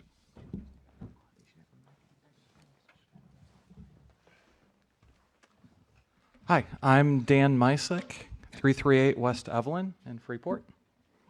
So I just wanted to thank the council, the administration. A lot of really good discussion here tonight, and it particularly was very positive to hear all of the discussion around having a liquor store on the north end of town. The fact that you guys care enough to have that lengthy of a discussion about it. I actually was looking up some additional information from the minutes from the meeting, and I did see that the intent of the owner was for it to be a high-end liquor store that also would carry thing, carry materials from local breweries as well. So, just as that's investigated more, it's just some of that diligence, and I appreciate that, and I think it was good to have that discussion as some groundwork for other things that are happening in the Planning Commission meetings, right? So just drawing attention to that and the fact that you guys care enough to talk through that, I really do appreciate that discussion. And then again, as you're working through issues on the budget, it's comforting that you're tossing things out. You're looking at different options. I really respect that. And obviously, the best way to work through these things is face to face, right? In my job, I'm working with teams all the time, right? If you can't get the whole team together, it's a lot harder to have these conversations and communication. And I understand there are constraints within the system as to how you can do that, how you can get together, right? So obviously, face-to-face is number one. If you have to get on the phone, I understand that. And then finally, email obviously is another way to do that. Now, I don't know what policies are, even like for group emails, but if you're just trying to sort through an issue and you're cross a T, dot an I, I don't know how that works, but it's just a suggestion to throw out there too, to help get all of these ideas together so you can have fruitful discussions. So I really appreciate the heart, the intent of the group, and I appreciate the discussions. Just wanted to give you some encouragement tonight. Thanks. Thank you. Madam Clerk? This letter was received on June 20th. It's a letter to Mayor Gitz. It says it's from Dick Dale of Beloit, Wisconsin. I no longer live in Freeport, but I will definitely visit more often if the proposed floating boat dock for canoes and kayaks is installed at Tuddy's Crossing. I'm an active member of the State Line Paddlers, a club based on Rock Cut State Park. We regularly paddle streams all over northern Illinois and southern Wisconsin. We have paddled the Pecatonica from McConnell to Cedarville Road many times in recent years. We have not continued to downtown Freeport, though, because there is no suitable landing. We would like to be able to plan a trip that includes, for example, ice cream at the Union Dairy or a beer at PJ Station. I am certain that the proposed dock will bring tourists to Freeport. A floating boat dock at Tuddy's Crossing, similar to the one at Yellow Creek and Crape Park, would make Freeport one of the most paddler-friendly cities in the area. Combined with our developed hiking, biking trails, Freeport is becoming an outdoor enthusiast destination. If I were still a Freeport taxpayer, I would be pushing for public campgrounds next, maybe in Taylor Park. I understand that the City Council will be voting Monday on the proposed dock. Please forward this email to all who would be voting on it. Thank you. Is there any other public comment? Seeing none, thank you for the tone of tonight's discussion, the quality of that discussion. There being no further business of the council, this meeting stands adjourned. Thank you. Yeah, when she asked me, I kind of told her I didn't know, and do it myself. Oh, yeah. I just, if you have any interest in going down, I'll let you know. Yeah, and it'd be the same way with, it'd be that one. Yeah. Yeah, that one too. I can't believe it. Yeah, well, it just happens. Oh, thanks. Yep. No, I know. Have my list. Okay, good. Oh, good. Yeah, there's nothing in it. Not a thing in it. I told Danielle I stopped and talked to her last week. I said, just letting you know.